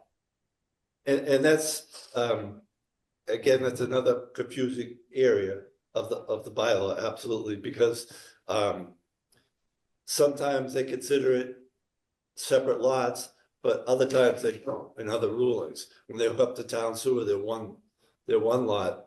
Although it's 3 separate lots owned by one owner, that's not one lot. But then we drive down to Shaw's, and we have one. Shaw's doesn't even have a sign on its property. That's one owner with 3 separate lots. We have Bank of America, Rockland Trust, and Shaw's, 3 separate buildings, 3 separate lots, but all the signage is on the lot that represents Bank of America. Because the entrance is there and you have another side entrance. So if you look at it all as one lot, it kind of makes sense. But if you separate it and go strictly by this rule, then you create more signs and it gets messier. So that's. I think the ultimate solution is probably to go to the planning board and say, would you look at, some examples here and try to make our sign bylaw more rational, but you're supposed to have each establishments being advertised is supposed to have that advertisement called a sign on a lot, on its lot. And I think there's no question that there are, how many lots up at the plaza there? There are 3 lots, and the determinant on that is what is in the registry of deeds. The registry of deeds says that there are 3 lots up there. I don't know about the sewer commissioners, but I don't think that bylaw provision or restriction makes particular sense either. Yeah, I mean, we have, as I say, I'm not trying to pick out one particular property because we have the same. Shaw's was established at one point, and that has, it kind of has the same one pylon on lot advertising everyone's, but it's not even on Shaw's lot. It's on the Bank of America lot. Yeah. And 3A, at the other end of 3A, we have a similar situation. I'm trying to be a little, not vague, but a little non-specific because we don't have someone in front of us, so I just want to talk about it in general, but that's the confusing part of the bylaw. It tells us one thing, but then it makes sense to us to all of a sudden, how do we go down to Shaw's and enforce that regulation, have them add 2 pylons and put, more signs, or do we look at it as one lot owned by one corporation and kind of look at a little different, bigger picture and kind of interpret it that way? What's best for the town, right? I think our goal would be to minimize the number of signs and the size of the signs. like I think the whole thing with Shaw's, that's great, a great design, even though it may not be strictly comporting with the bylaw. But Yeah, we but also Dave, if it have the- doesn't comport with the bylaw and, you know, 61A says, review shall be confined to determining whether the sign conforms to this zoning bylaw. Right, I mean, that is quite specific. Personally, I think it's too specific. Because it doesn't allow for special permit review. It's silent on variances, although you can't prohibit variances, so that's kind of a moot point. But I think at least one of those pylon signs, which is supposed to be no more than 40 square feet, is that right? You know, about an off building accessory sign. At least one of them is clearly that's number 2. One other accessory sign not exceeding 40 square feet in area for each 200 square feet of frontage. I think at least one of those pylons is more like 50, 55 square feet. And I don't think John can go around with you know, laser measurements all the time to find out what people are doing. But I think that there is we've been a little too, I don't know, lax on the accessory signs, and I would like to see the bylaw be amended, frankly, to be more realistic about what makes sense. If you have a 5-acre lot, I'm sure that there ought to be some discretion there as opposed to a 60,000 square foot lot or something of that sort. And John's hands are tied, and frankly, I don't think we get much review going on here. But I will leave aside after I make my little piece here on the frontage area. But it said only lot frontage on a street, provided that only one such sign may be permitted on a lot having frontage of less than 200 feet. So I don't know how the 5-2 thing works, but you know, which tries to define frontage. I interpret it differently than I think some of you may. But and this issue of multiple signs on signs advertising an establishment not on that lot. I think the bylaw is pretty clear there. I think the bylaw is pretty clear that a building can have only one other accessory sign either attached or for each 200 feet. I see you could go either way on that one. Does each street frontage apply? Maybe. I think 5-2. I don't know. I mean, you guys can. I guess you may disagree with me on this one, but I don't know. In corner and through lots, minimum frontage is measured along one street only. And if you have a minimum frontage, and they say you must have at least 200 feet. Well, doesn't say that actually, does it? I don't know. I just think our bylaws are not ideal, and I think our application of them is not ideal either, because signs keep going up. There are 3 or 4 accessory signs for some of the establishments. Now, that new 3rd pylon, what does that have, John? That they're advertising the drop-in medical thing. I don't think the golf tower on that. I think that's on another one. No, there's the whiskey and wine and whiskey and wine. Yeah. I think we've got too many signs up there, is what I think. And I think the bylaw is not helping us too much because it can be interpreted in different ways. I interpret frontage one way. Dave, I think, interprets it another. But that's fine, you know, that's what we're all about, is interpretation here. But also applying, being reasonable about it. Mhm. And if you're charged with only telling us, does it meet the bylaw requirement or not? You can't say there ought to be some, you know, give here, you know, because it's either size of lot or the number of establishments or something. I mean, you know, there's that flapping sign up there. There's a Steve's Yeah. place Yeah. has about 3 or 4 signs up there. And the bylaw was never intended, that's all I can say, because the bylaw was never intended for the kind of proliferation we have by establishments. And now we have somebody else coming to us, maybe, maybe not. But I don't want to sort of reveal a private conversation necessarily, but a certain lawyer came to Dave and myself and said, well, if Stokes can have a big sign like that, so can my client. Right. And if you don't like it, I'll sue you. Because you won't be, I'll sue you on the basis of not applying the bylaw equitably.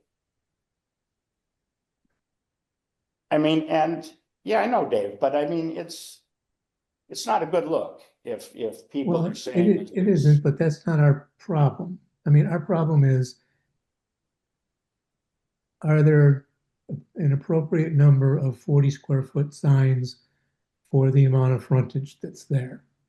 And if there are, and all of the 40 square feet is all used up for that 200 feet of frontage, that's whoever's complaining, that's their problem with their landlord. It's not their problem with us. If, you know, if one tenant is using up the whole 40 square feet, then the problem's with the landlord. You know, if the other person wants to be up on a sign, they got to work it out. It's not our problem. And as a And matter of also- fact, we couldn't allow them to do that with, you know, it would, there's no variance procedure, so that's it. And the tenants can't apply for a sign permit without the owner's sign. So the owner does have to sign off as part of the permit process. So Yeah, they can't just go on their own. right. The requirements of square footage, et cetera, are against the owner of the building. It's not against the tenant. The tenant has no signage rights, other than Except those for the- granted him. except for the him or one on her the by building. the what? They have signage rights under the one section. The To tenant put one does up on have- the building, an accessory sign on the, each Right, tenant of but the the building can landlord attach still it has to flat sign against the off. wall. Yeah, This is a practical matter, as part of the building permit. For the, you know, sign permit. So the landlord has to agree to the tenant's request. They can't just do it independently. well, along Chief Justice Cushing Highway, I have not seen what the actual frontage is for each of these lots. Do we have that data? I do. This is a back of the envelope thing using the Okay, municipal mapper and measuring. The 3A frontage is 528 feet. I'm sorry, the 3A, 3A. 528? On that one, on the lot that goes to Sawyer Street. That would be 380. Yep, the middle lot, which is where the entrance to the plaza is 111 feet. And then the one that goes the 3A frontage on the Stop and Shop side is 719 feet. Okay, so the Stop and Shop folks would, on that side, would get 3. And you can't, you know, you have to have at least 200, so they have 600 Right, feet. and they have no or- signs. What? There's no And they, signs well, on they that now have, they do have a sign, but they're The well small under, Stop and Shop sign, I guess. yeah, they're well under the maximum allowed. Right, and that's the other question we get into. Are those lots merged for the purpose of zoning or not? You know, because all of a sudden, you know, they kind of merge the lots for the purpose of entry, because you enter a lot, middle lot to access the right side and the left side. So it's one owner, they can't exist without each other. So how, you know, that's some of the interpretation that we have to kind of come up with to, you know, what's practical or what's the intent. That's where some confusion is created. Yeah, but you don't have to have an entrance off the frontage for each lot, do you? No, but is that, are they really individual parcels then? Because they don't operate that way. They Yeah, but operate he- as one He parcel. registered them in court as individual parcels. Right. They're individual laws in the eyes of the, individual lots in the eyes of the court or the land court in particular and registry of deeds. Yeah, but then they can't operate that way though. That's where I get. Right, and That's where I have a problem with the bylaw, but I'm Right. saying that the bylaw, I think the bylaw should be applied strictly and simultaneously, we request that the planning board make the sign bylaw a little more either clear or flexible. I don't think there's any flex here. I'm not, Yeah, no, you're being practical I think we and I'm being literal. Each other on and, matter.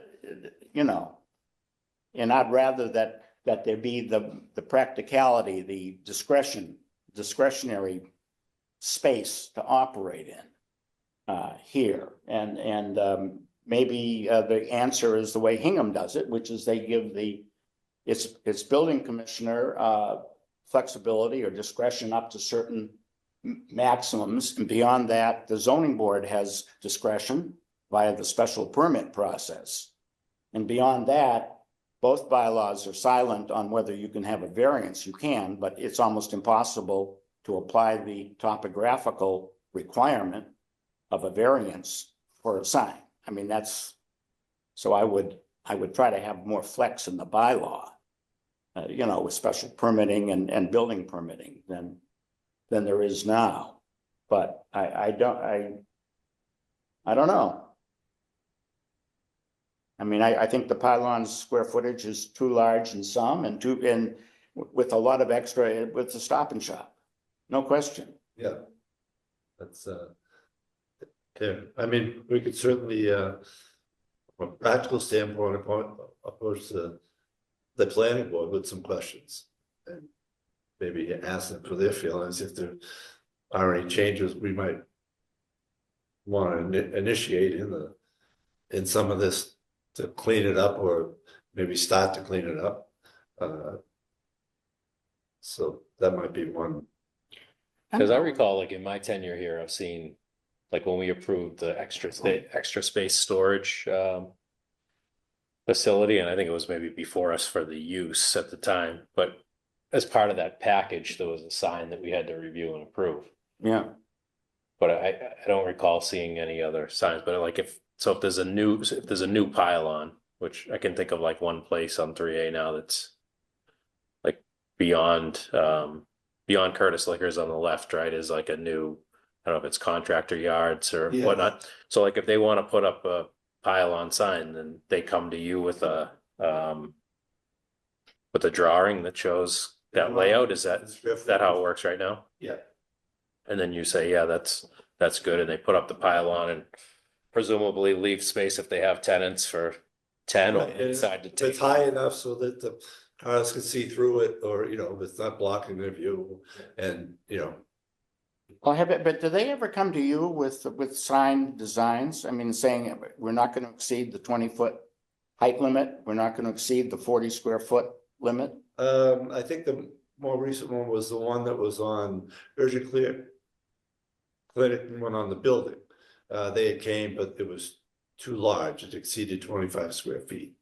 So they resubmitted another sign application or another design. And so are they bypassing you in some way when they do the pylons? Because I must say I am disturbed when I look at 380 and it has 3 pylons on it. Have they all gone through and been approved? some of them had the pylons on already, but the sign usage, they just swapped out after the fact. What do you mean, sign? It means they might have had another sign there, someone else, and then they put their sign on. Which Oh, that's normal, right? I Some mean, of- 10 inch, some- Well, most if of the it's dimensions. right. Some of them, they might build onto them, Right. you know, say, They- right, say it was 18 feet and you had 12 feet of signage, now you might have 18 feet of Right. signage, Right. or whatever. You But can bet your life that the Curtis Plaza, or whatever we call that plaza down there, Curtis Liquor Store, that's higher than 20 feet. Because you measure from the ground, you don't measure from the bottom of the Right. sign. And that one's another property with two buildings on one piece of property. So, but we had to give the second building another address, because they didn't have it. But the fire department needed it so they knew where to go. You know, but that's just another, you know. Although it's two addresses, it's still one address, Starbucks. Dave, would it make sense, though, if we could harmoniously work together to kind of measure the existing pylons and signage there? Because 3 pylons in one lot, one of which I'm sure exceeds the maximum. And they're not particularly going through for getting a permit from John, because John doesn't, I mean, you can't tell them that a sign is illegal. You have to come to us according to. Yeah, usually they send me the dimensions when they apply for a sign permit. And do they build according to the dimensions? Yeah, because it comes, when they get a permit, they build to the. Well, I may be, I mean, I'm suspicious of my own ability to eyeball height and square footage. Don't trust me at all to do that kind of measurement.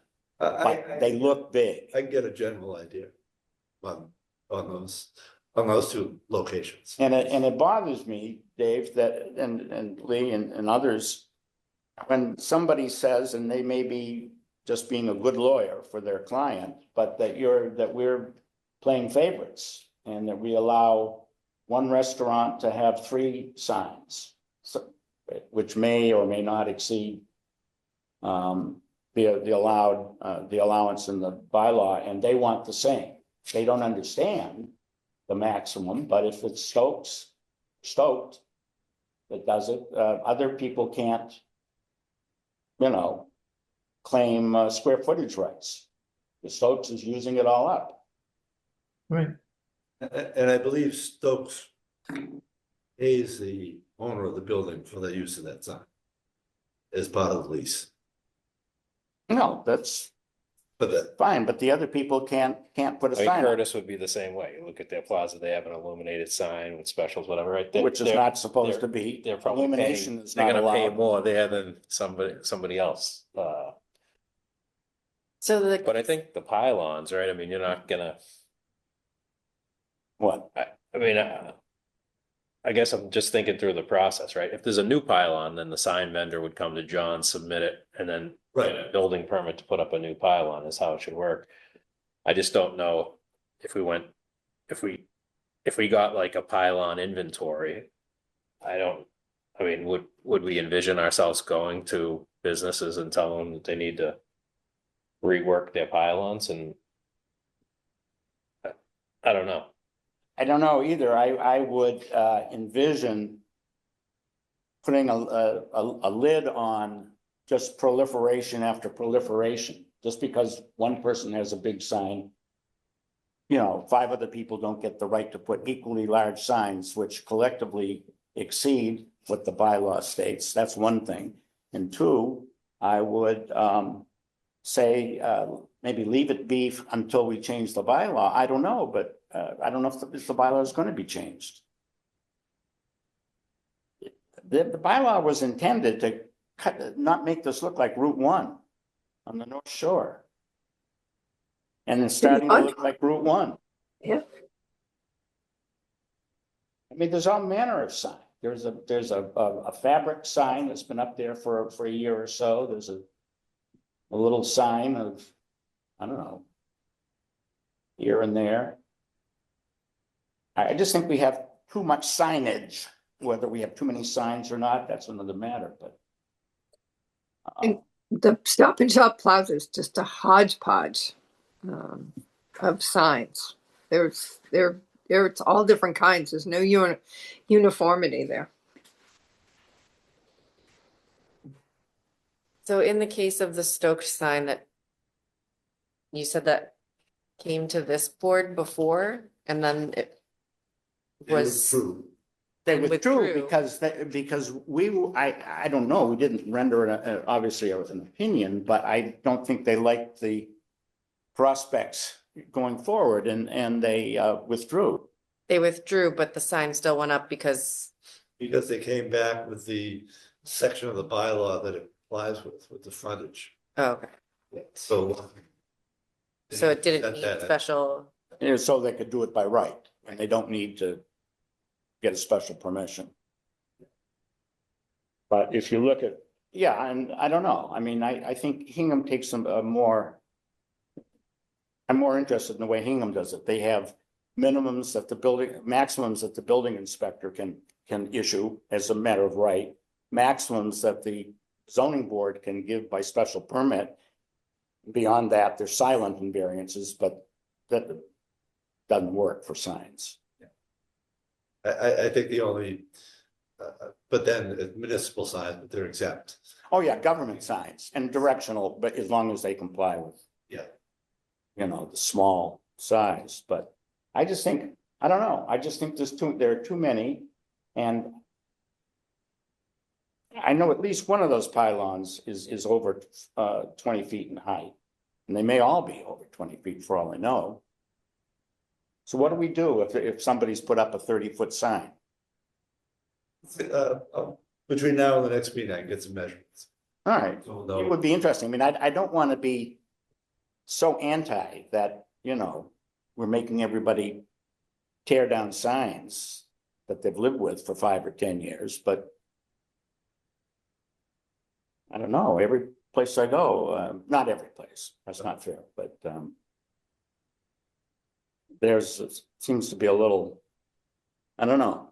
And those, I would say the Shaws and Stop and Shop for the, probably the two largest parcels on 3A, you know, with tenants, anyway, with a larger number of tenants and largest parking area as well.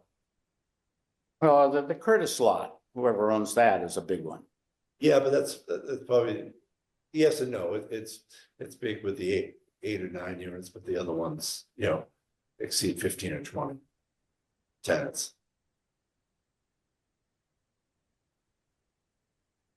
Well, am I the only one that's worried about sign clutter? No, I agree with you, Woody. No, mean, I think it's a hodgepodge. I mean, it's just the signs are starting to just go up all over.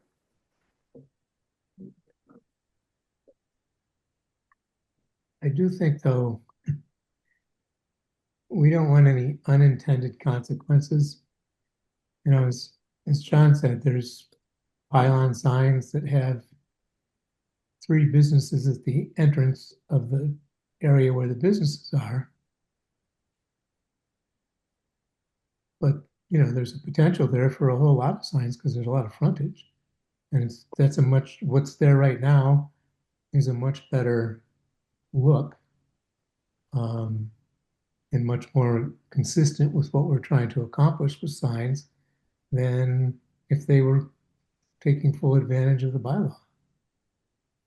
Well, I might disagree with you in that from this standpoint, that middle, whatever it is, 390, that has the golf and the medical. No, and I'm not talking about that. I'm talking about on Shaw's, About what? the Shaw's area. Oh, Shaw's, okay. But, well, but just bear with me, go back to 390, 380, 90 and 400. Mhm. The 4 of those storefronts have no tenants yet. But when those tenants come in, they're gonna wanna put up another pylon. Sure they are. And if they're granted that right, then what purpose is there in a sign bylaw? Well,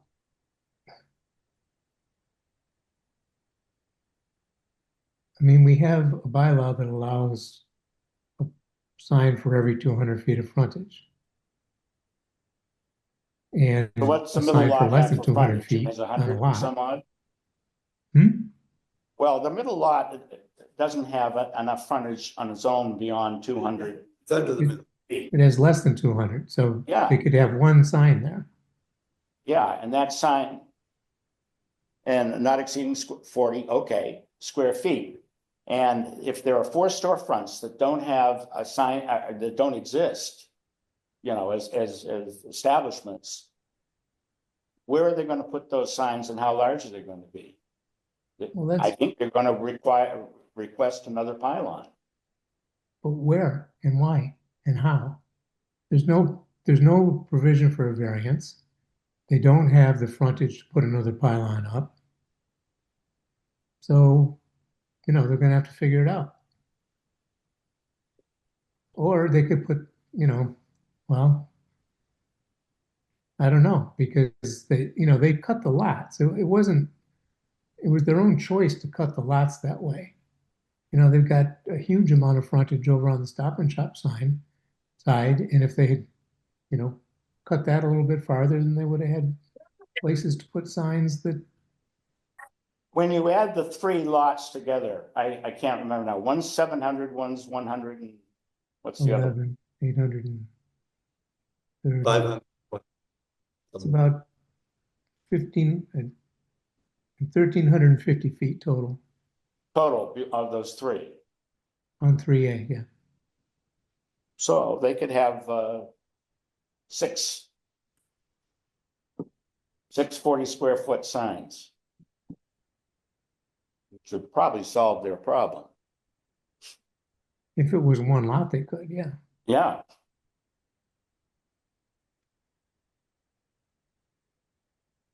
But there, you know, part of the problem again is it's only every 200 feet that you can put a sign. So, you know, it's really not going to change much. It's just that middle lot, you can only put one because it's 111. But you're still, you know, if you need more pylon signs, they got to go down on the Stop and Shop end. And then you're limited because you've got tenants that aren't on that lot. yeah. And you're supposed to be advertising for tenants that are on the lot. Right. Now, I don't want to there must be a reason why they split them into 3 as opposed to merge them into 1. That would solve a problem, but might create other economic. Usually it's, they're built in phases, so generally the bank take ownership of one Part of it in 1 lot and. Yeah, then they go on to the next lot, so it's, Well, maybe from a that's, practical standpoint, that's what they, and that could be a flaw in our bylaw. That we don't account for.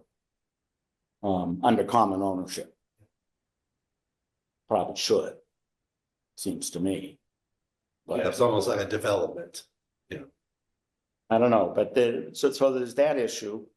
I think that could be solved by tweaking the bylaw, the issue of height and size, dimensional size, square footage, though. Yeah, that's just a matter of measurement. That's a matter of measurements. And if you measure, then I still don't know what we do about it if somebody's got a 30-foot high sign. When this 20 feet is allowed, we could. I don't know. You know, we still have an issue there with that Stokes sign because there's only 200 square foot sections and there's already 2 pylons there. So unless that new Stokes sign is on Sawyer Street frontage, there's too many signs on that 3A frontage. Well, it's certainly angled so that you see it on 3A. 3A, right. David, are you saying that it's like the spatial 200 feet? Like, is that what you're referring to? Like, Yeah, for each 200 linear feet of frontage, you can put up one 40-foot square sign. great, but they don't necessarily have to be like if you had 400, They can be on the same 200 square. feet. right, it doesn't have to be 200 feet apart. Right, it's per It lot. does, right. But they've already got 202 signs up. Maybe what we ought to do, John, my suggestion to the board at least is, if you do measurements and come back to us, we don't have to solve anything now. We don't know what we're solving for. If somebody's got a height violation, we should think about it. If somebody's, got a lot of signage, but it looks like they're complying or whatever, then they're complying. Let me reach out by next meeting, at least have some dimensions for reference. Rather than, Yeah, yes, but you can bet your life on the fact that there will be as more stores move into that middle section, that number 390, there'll be more demand or need for signage. And I'm not talking about accessory signage on a wall, but freestanding. Right, because it's the additional 40 square feet off the building that we're talking about. Yeah. Got it. Yeah, John is already keeping I think the signage down to the maximum, right? The 25 square feet. yeah, that's Not Right. to my mind, a problem. I think that one parcel, they're just building upon the pylon, right? I mean, typically though, your lease with your landlord would spec out whether you have sign rights or not, and if so, it would tell you what they are, and then your sign manufacturer puts together. Right. So something, what I if think, what submits it to what if the you to landlord approve. doesn't, gives you unlimited, Right, doesn't well, restrict you? yeah, that's why I'm thinking a lot, maybe it's like a letter to a landlord to remind them of what right, maybe that goes out to certain property owners, but I don't know, I couldn't see us really, I guess, chopping down pylons, but I guess they should know that, like, the building onto them needs to be limited, and maybe that, that's usually executed though in a lease where, I might have leased 10 years ago and I have rights to a sign, and you lease tomorrow and you don't, but you still get to put one up on your building front and on Yeah. the door and everything, but Well, okay. but we'll start with measurements. And then at least see where that, at least that gives us some information. yeah.